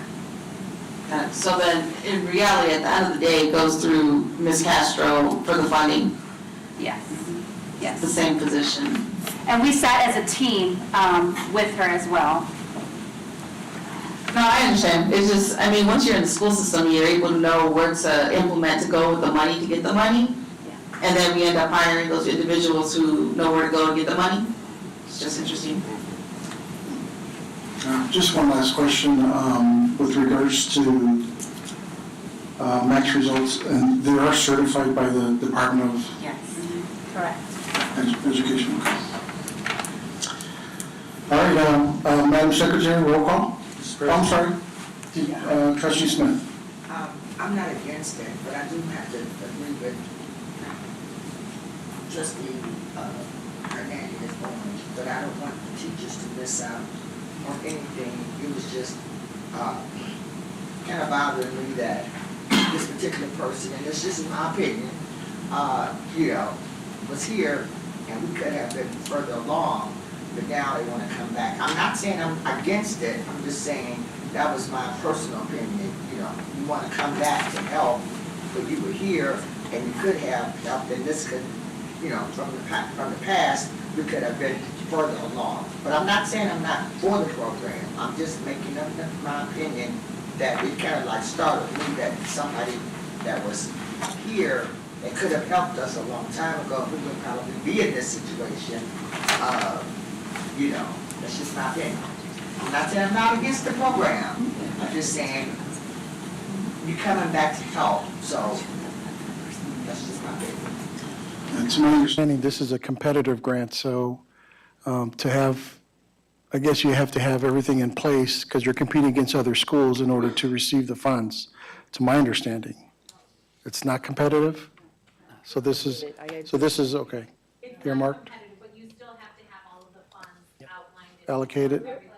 Okay. Comprehensive plan. So Gotcha. at the end Okay. of, I'm sorry. So at the end of this program, we will see accountability, we will have feedback, correct? We need feedback, we need to be transparent, and we need to start, the board, we need to start holding all these contracts accountable, because we hit and we miss and we lose and grant money spent, and then the actual process has not been completed. So please, as we go along, trying to upgrade the level of education in our community, we have to have feedback because we keep going backwards. So I'm asking you, as a trustee, I'm holding everybody accountable to give us the feedback so that we'll know the next step and know, how far we can go or whatever, or it didn't work and whatever. So that's all I'm asking for is accountability. Madam Secretary, roll call. President, I'm sorry, Trustee Gomez? comment. I'm glad to hear that the administrative team, namely the principals and the curriculum people, along with Ms. Castro, are here present to address this issue and to show the board that they have worked collaboratively on this. So I'm happy to go along and support this. It's nice to know, to read something on paper, but to hear and see that the reactions are positive makes me even more determined to give this my approval. Thank you. Madam Secretary, roll call. Trustee Gomez? Yes. Trustee Smith? Yes. Trustee Hernandez Orange? No. Trustee Gibson King? Yes. Chairman Rodriguez? Yes. Item 6.09, approval of Indiana Online. Dr. Abrego. Yes, the Indiana Online provides districts and schools to engage in a partnership for Summer School 2023. Online summer school will begin June 5th and ends on July 16th. The cost of the classes are $235 per class, and if they are approved, they're going to hopefully increase our graduation rate. And I feel this is very important because Trustee Gomez alluded to the fact earlier that we're not doing too good as far as graduation rate. As a matter of fact, we're, I think, the lowest in the area. So we're just trying to implement strategies to help our students graduate and graduate on time. Okay, is there any questions or comments from the audience regarding the approval of Indiana Online? Yes, ma'am.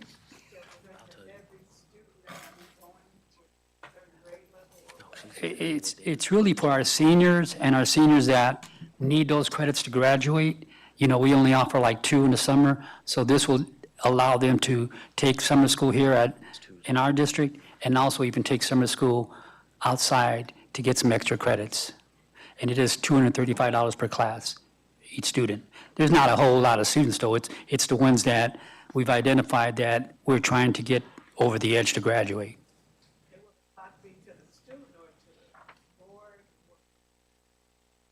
Do you want to help me with that, Ms. Ondas? Or I know that when you pay for the class, you have 2 options. If you've taken the class once and have failed it, you have one option, and if you're new to the class, you want to explain that part? Yeah, so the summer school that we are talking about is the in-house summer school at Central will be for the month of June for students who failed a class and need to retake a class, and that'll be a 4-week period. This is for kids who want to take a class that they've never taken before or want to take one of the classes that are not offered in our school. For example, 14 AP classes, 4 different languages. So it offers a different variety if students want to jump ahead. But we recommend them taking the Indiana Online because it offers that assistance and it goes through the whole entire course as a new course for the students. So it is $235 a class, and it will be paid out of ESSER funds. Is there any other questions or comments from the audience? Yes, ma'am. ESSER 3. That's, one is gone, 3.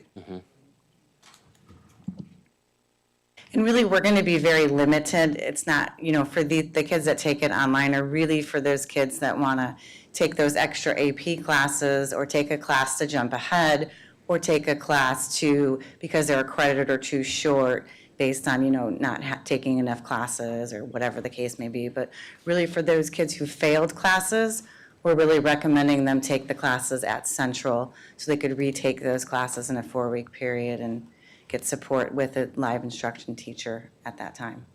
Yeah, I want to ask a question. Is there any other questions or comments from the audience? Do I hear a motion from the board to approve item 6.09? Mr. President, I move for approval of 6.09. Trustee Gomez makes the motion to approve. Do I hear a second? Second. Second made by Trustee Smith. Is there any questions or comments from the board? Mr. President. Trustee Gomez? Ms. Ondas, if you don't mind.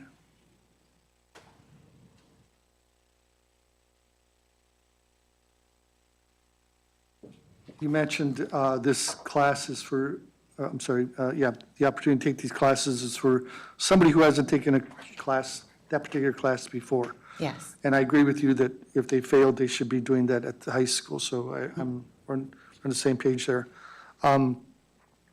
This is not going to be used for a class that they could possibly take at the high school, though? Correct. Correct? Correct, yeah. Good. This is more for AP classes that we don't offer during a regular school year, more for language classes, since we only offer Spanish. There's sign language, there's Chinese, there's French. So all those that want to take a different kind of things that we're not offering. We're offering the basics at the summer school, basic algebra, basic geometry, basic English. This is more for that enrichment piece. Great, thank you. Is there any other questions or comments from the board? Yes. Trustee Smith? You didn't have to get back up. Okay, that's okay, I'm sorry. This program starts June 5th and ends July 16th. Yeah, Okay, so you know, June 4th of 8th. July, June 19th. June 19th, and ends July.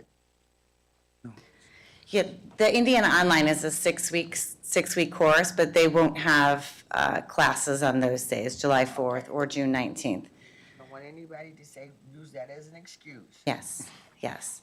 And basically, the Indiana Online is the kids take the course, the content, and they work with the teacher kind of on their own time with office hours, and the teacher does do some instructing. And so they give the kids a syllabus for the summer as to what needs to be completed and when they'll be online giving instruction. So they have that like kind of live virtual instruction. So you say these classes they're taken online, correctly? Correct. So if a child was on vacation and they signed up, they can still, Absolutely, yes. They do not need to come to our school. Thank you. But we will give them a Chromebook to support them. Any other questions from the board? Madam Secretary, roll call? Trustee Gomez? Yes. Trustee Smith? yes. Trustee Hernandez Orange? Yes. Trustee Gibson King? Yes. Chairman Rodriguez? Yes. Item 6.10, approval of first reading policy PO 7434, use of tobacco in school premises. Dr. Abrego? It is a first reading on use of tobacco on school premises. I believe that I'll turn this over to our policy committee. Oh, no, actually, this is first reading, so this would go to our attorney. I'm sorry. So the version of the policy 7434 is before you on first reading. It's entitled Use of Tobacco on School Premises. This went before the policy committee. They met, discussed it. Basically, what's being proposed is a deletion of an exception to this rule so that overall, there's no use of tobacco on school property. That's inclusive of vapes or anything else, no cigars, no cigarettes, no anything, and there's no exceptions to it. There was, in the prior version of this policy, some exception to circumstances where there was non-school events being held, and the superintendent could give an exception to the policy. And what's being recommended, on first reading at least, by the policy committee, is to eliminate that exception. Is there any questions or comments from the audience with regards to the approval of first reading on policy 7434, use of tobacco in school premises? Hearing none, do I hear a motion to approve first reading, item 6.10? Mr. President, I move for approval of 6.10. Trustee Gomez makes a motion. Do I hear a second? I'll second. Second made by trustee Gibson King. Is there any questions or comments from the board? Trustee Rodriguez? Trustee Hernandez Orange? The only thing I had is in regards to marijuana pens. I know this is the use of tobacco, but I don't know if that could be included in this, or is this something separate that you guys could look at? I just know that that's a big issue. You put the vapor on here for tobacco. I'm just thinking that we need to add something for marijuana. So I can take a look at that. I think there's another section of the policies that would probably be more appropriate because it would be unlawful. But I'll take a look at it. I mean, it's obviously an important concern. This deals specifically with tobacco, and it kind of relates to something we're going to talk about in later on in the agenda. But I'll report back on that. Is there any other questions or comments from the board? Yes. Trustee Smith? With this particular policy, just like the hospitals and most institutions, signs, will they be posted, no smoking? You know how you go to the hospital, on the premises, period. You have to have those signs. Attorney Harris? The other section of the policy now. Oh, okay. Can you ask that question again? You know, like institutions, no smoking, Hmm? you know, like at the airport or at the hospitals. The no smoking on the premises, period. Those signs are all the way, always up. So, you know that if you're caught smoking, then you have violated, you know, because you have no smoking, no vaporing, no tobacco, no anything. Yeah, once this policy is approved in final, I think the signage that exists now, assuming there is some, in all the schools, should be updated to include vapes, which didn't exist probably when those original signs were even posted. So that would be the next step. You need to put everyone on notice before, holding them in violation of the policy.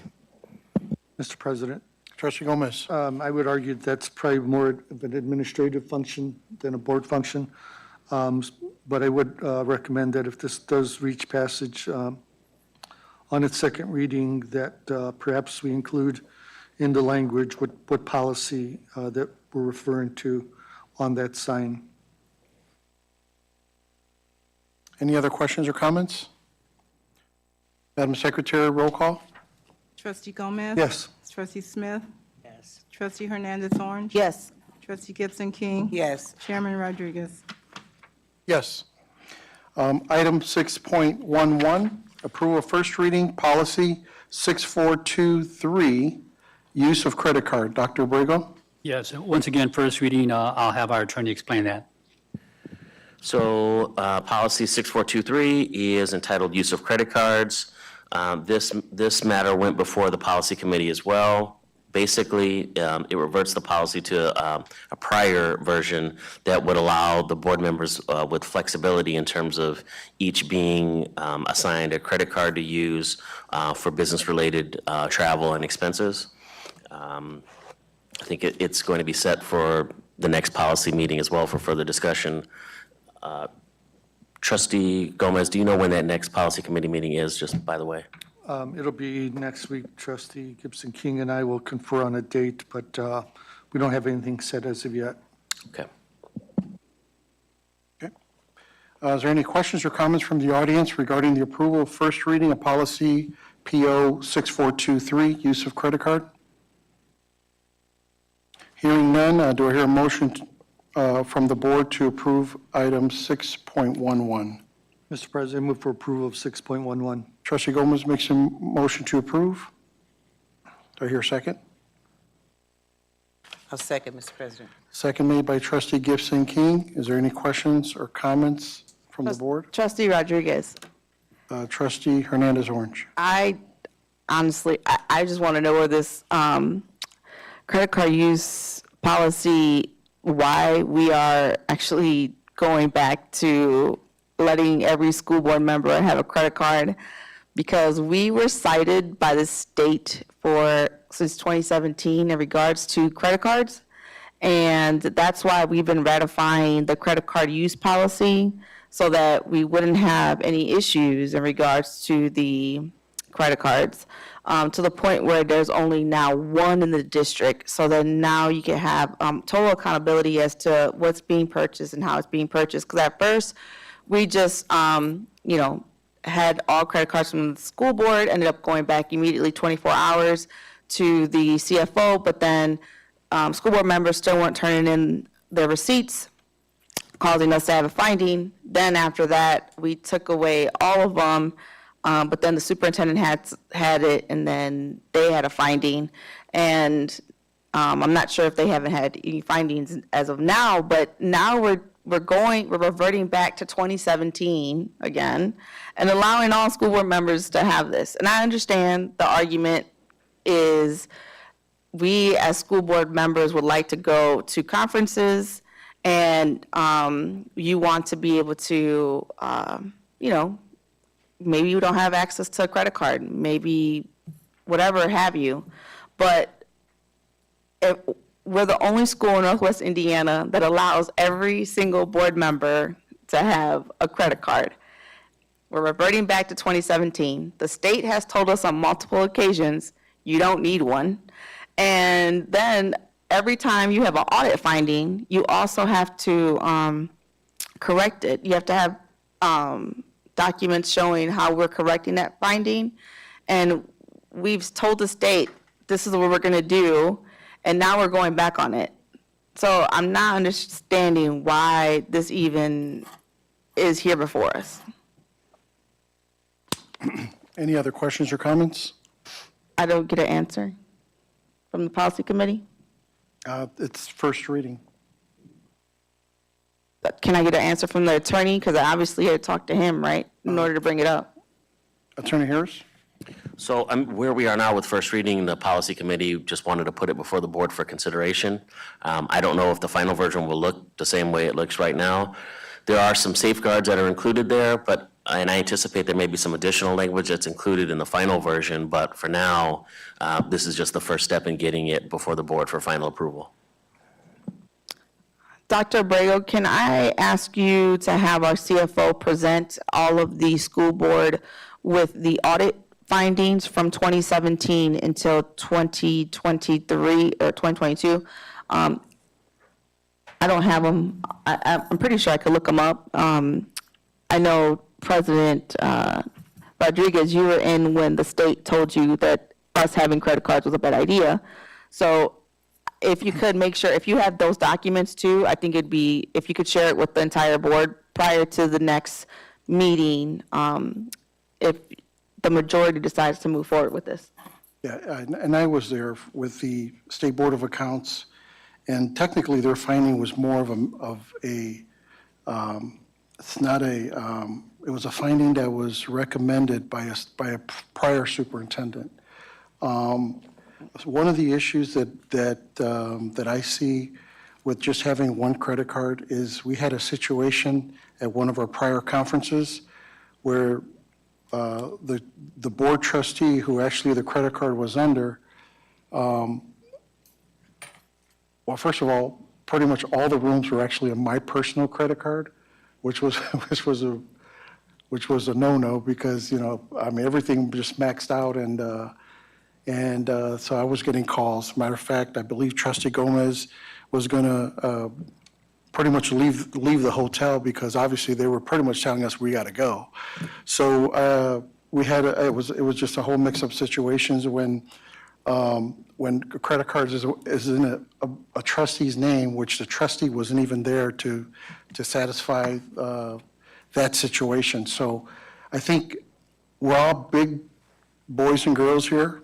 I think having a credit card, we know the limitations of a credit card.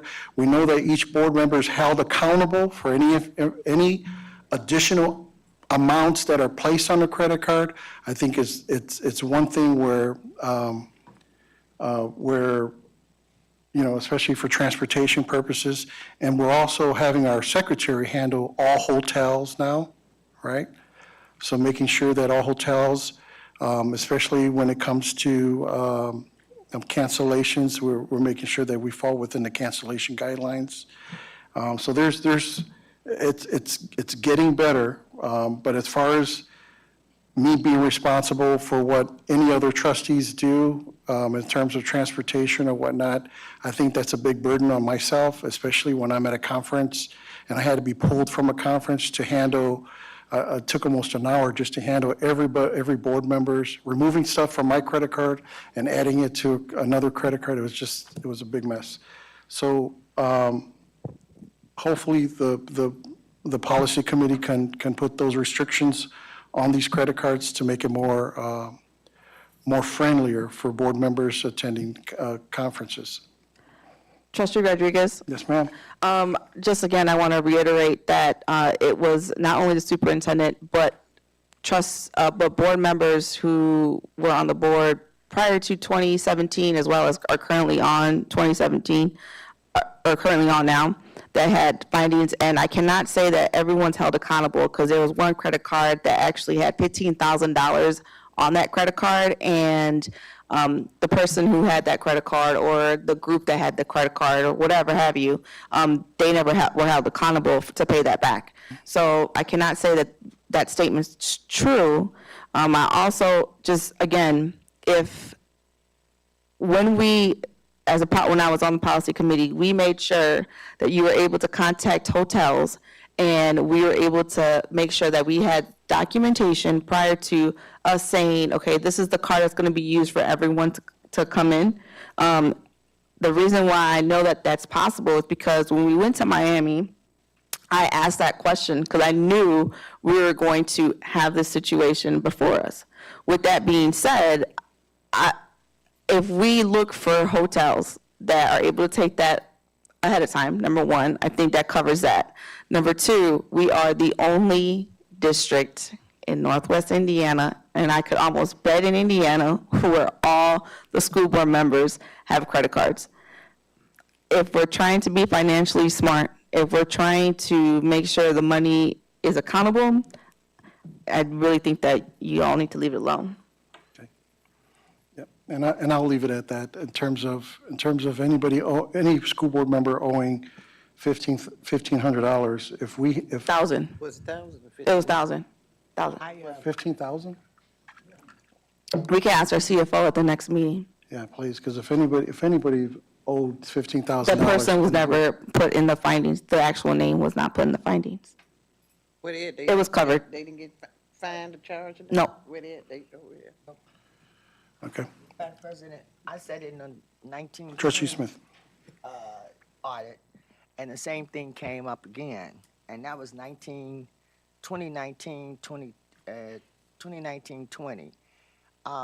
I've been going to conferences for a while since I've been on this board, and literally, truly, we are the only district that have a credit card. Everybody else that I've talked to that have gone to those districts, and I don't know how they got your personal credit card unless you gave them to it, but everybody, when you go to those conferences, the CFO or the secretary, the room is booked, the airline is booked, so, and you have a stipend for your food. So if they happen to ask you for your personal credit card for incidentals, you, as an adult, you know that you're not gonna go into that room and open up that mini bar and get a $4 bottle of water when you can walk down the street and get two. So if you're not an adult, or you're not, I want to say, conscious on what you're doing, so that falls on you. But me, myself, I'm gonna use myself as an example. When we go to those conferences, I rent a car. I do not ask the school to pay for my rent-a-car. I rent a car because I don't have the time or the energy to keep up with receipts. Because when you come back, they expect you to turn those cards in. They immediately, when you get back, they don't do that. They bring them in when they feel like it. They bring them in, they bring the receipts in, which causes an imbalance for the CFO. So now, if you feel like you have to have a credit card, then use your own credit card, and then for your incidentals or those other things, if you want to go to Ruth Chris for dinner, then you use your own credit card.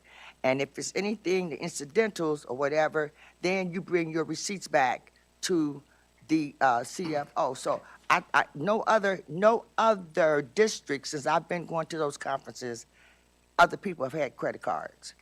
That the corporation, that one person, that CFO that goes to those conferences, she makes sure that everybody's checked in.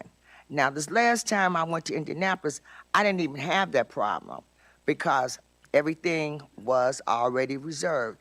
Now, when the young lady asked me for my personal credit card, I gave it to her because I'm not gonna go and pay and use what's in the room and pay $4 for a bottle of water.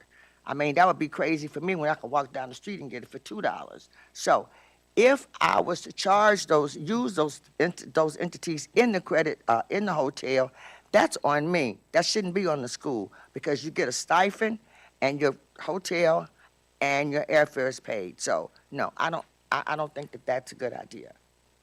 Because when I went to that 2019-20 audit, it was flowers, it was groceries, it was this, it was that. It was humiliating.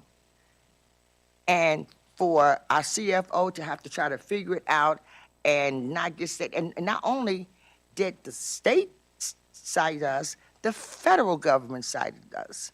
So if you all want to keep playing with the state and the feds, and I'm telling you, the older people, and I'm just being real, the older people that knew how old things used to happen, they're no longer there. They're retired. We have new, young auditors, and they are looking for everything.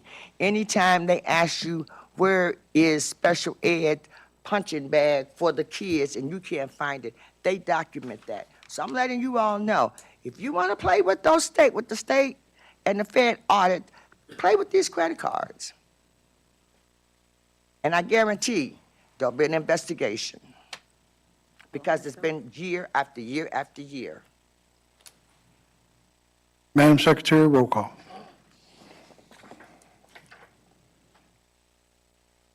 Trustee Gomez? Yes. Trustee Smith? For the first reading, yes. Trustee Hernandez Orange? Absolutely not. Trustee Gibson King? Yes. Chairman Rodriguez? Yes.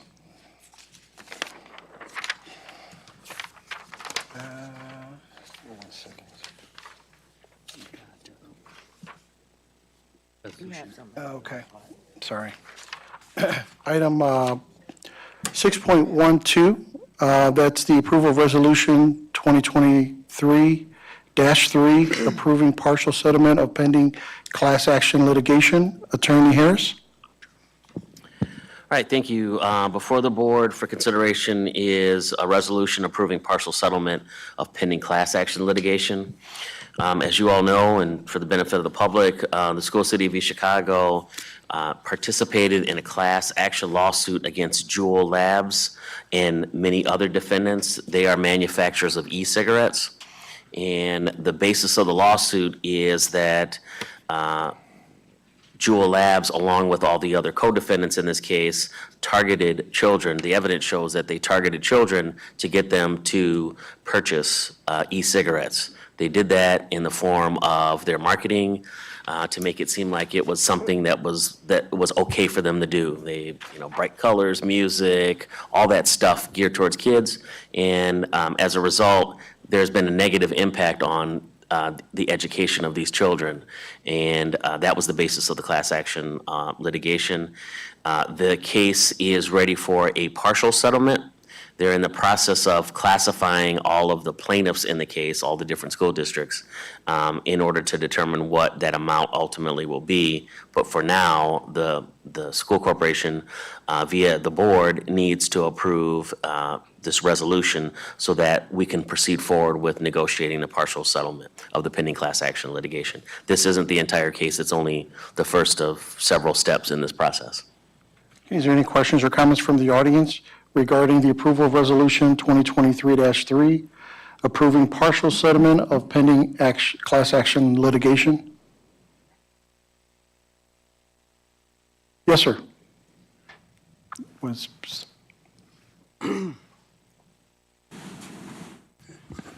I just wanted to know who was, she mentioned 2017, and $15,000 was spent on one credit card?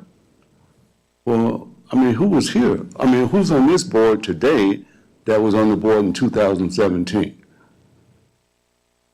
I was here. The reason I asked is because, it sounds a little, how can one person take a credit card and gets down to $15,000? Yeah, that can be held for any questions or comments from the audience.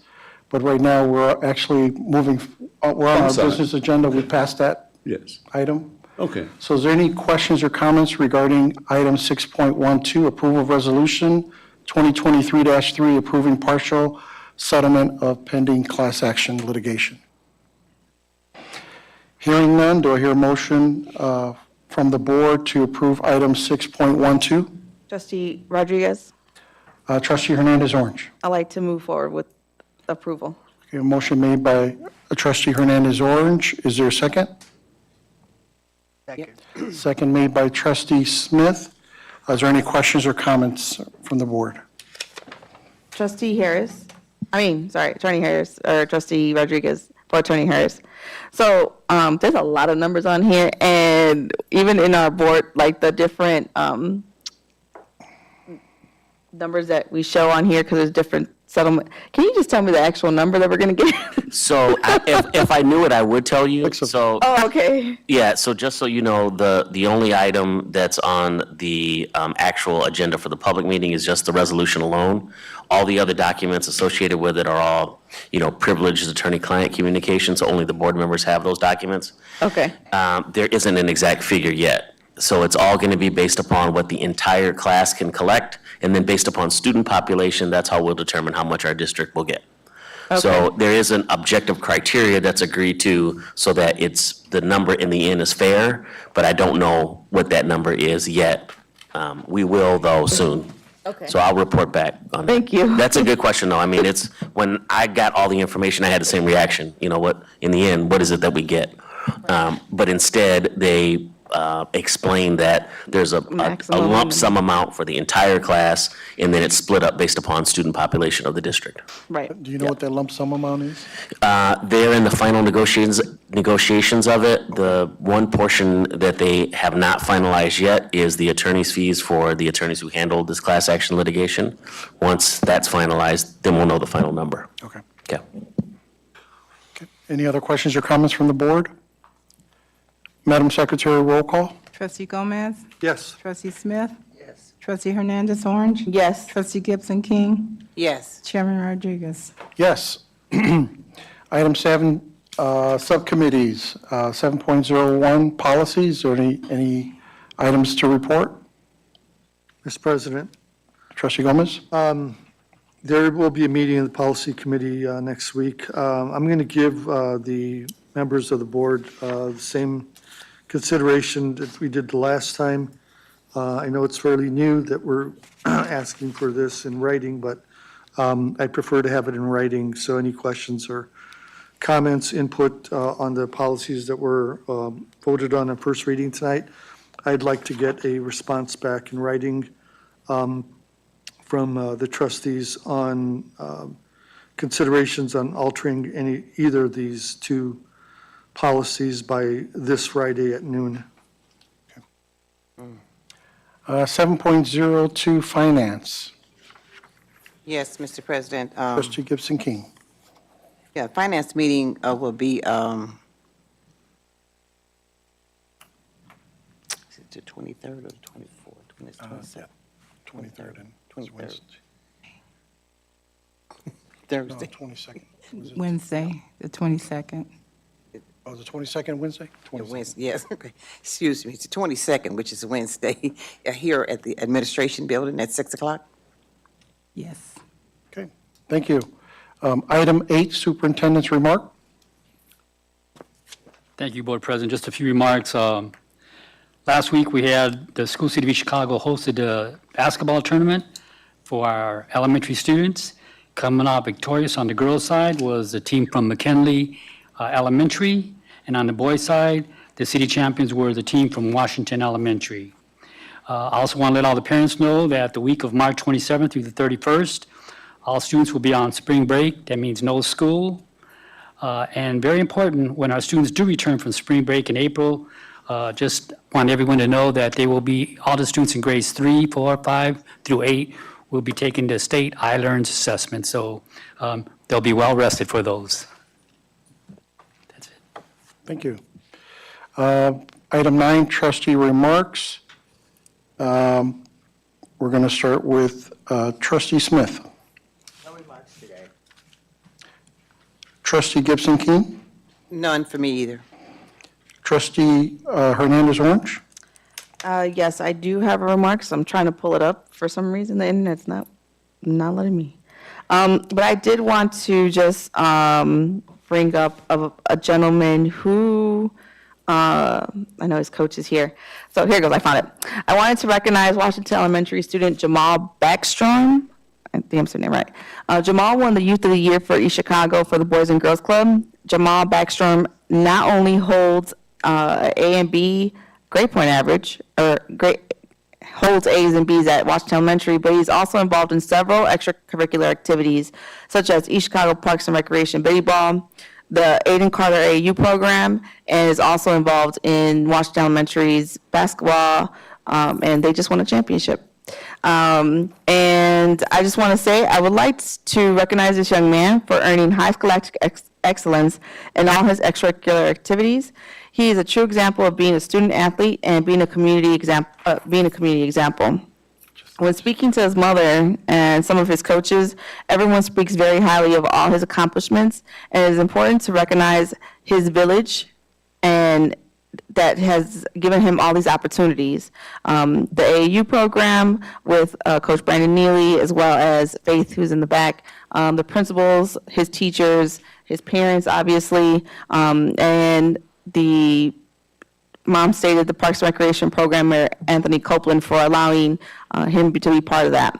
I ask that we celebrate him too, as for his accomplishment of being the Youth of the Year in East Chicago.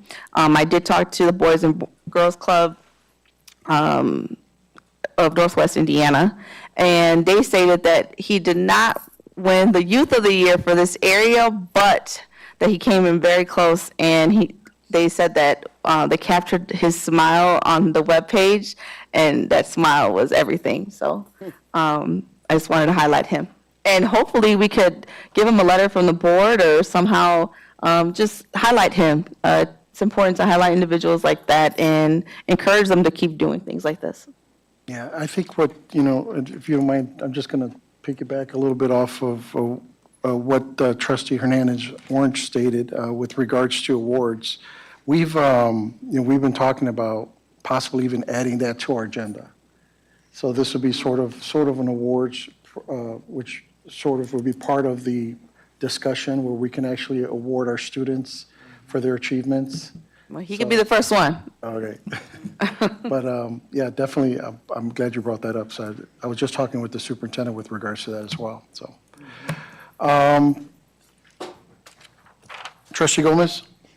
Mr. President, a couple of months ago, I believe, or maybe it was last month, yeah, it was last month, the United States Hispanic Leadership Institute hosted a conference. I know Ms. Andis was there. Do you know how many students we took?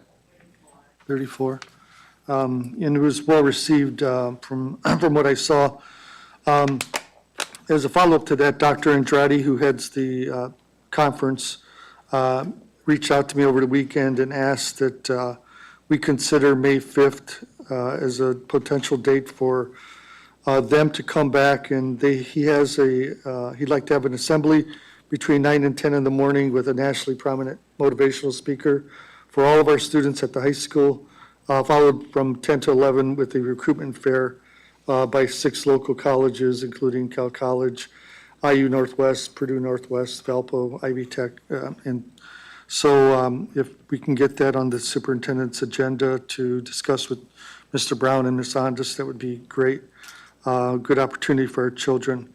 And the second comment is that I did get a call from Dr. Joe, our former superintendent, and I think most people here know that he usually came back to offer a scholarship to students who had been achieving what was considered they were the most improved. They may not have been the straight A students, but they achieved a lot of growth in that 1 year. So he would like to come back again with Dr. Abrego's and President Rodriguez's approval. I'd like to get those on our agenda for later on at the end of this school year. That concludes my remarks. Okay. The next will be public forum, item 10. Attorney Harris? Yes, if you could please step to the podium and state your name and your address. Your comments will be limited to 3 minutes. It's not a question and answer session, but it is an opportunity for you to participate in the board's meeting. Please be respectful of the audience, the staff, and the board members. Thank you. I'll just state this. Jamal Backstrom, the young man, did not win of Northwest Indiana, but he did win Youth of the Year of East Chicago's Boys and Girls Club. So as a community, I feel that we're all a part of it. We're his village. And as a community, I feel that we're all a part of it in his village, and we're very proud of him. And I just wanted to stand proxy to say all the way down to the East Chicago Parks and Recreation Biddy Ball team, down to he's a AB honor roll for Washington Elementary. He plays AAU for us. The kid is just overall, he's just phenomenal, and we're grateful for everything that everybody's doing because we see all of you at every event. And yeah, we're just gonna celebrate this young man. Ma'am, just for the record, go ahead with the applause.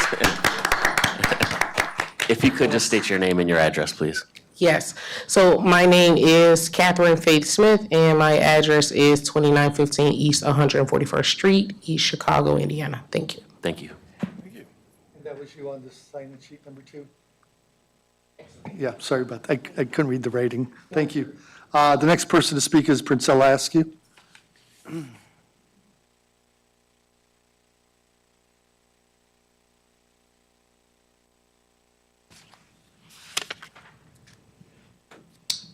Princella Askew, 2705 East Guadalupe Circle.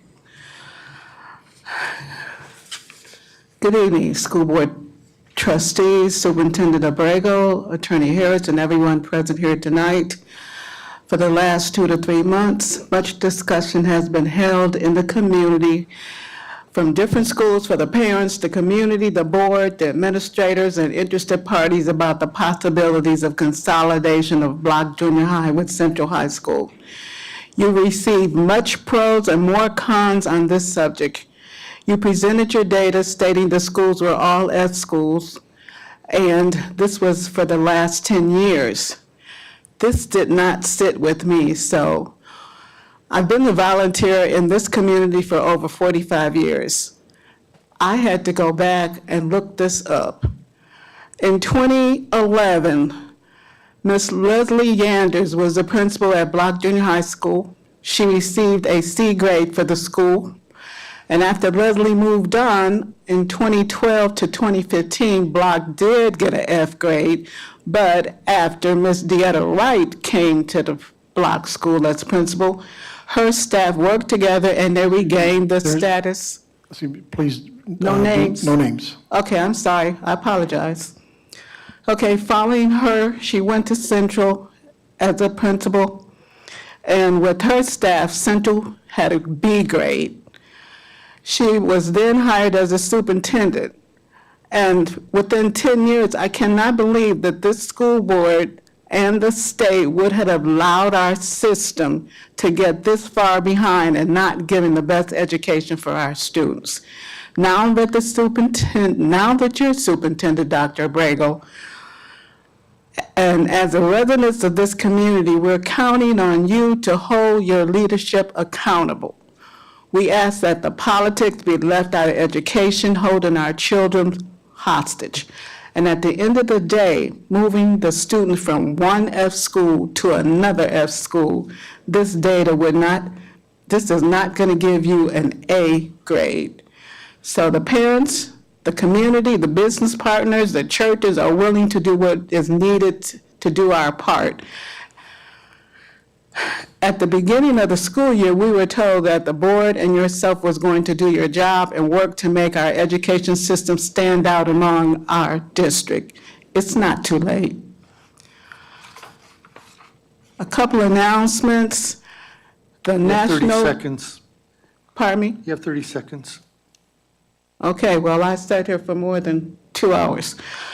The National Library Week is April 23rd through the 29th, and our theme for this year is There's More to the Story. And on the 27th through the 31st, the Rabb Library will be closed for taking care of business.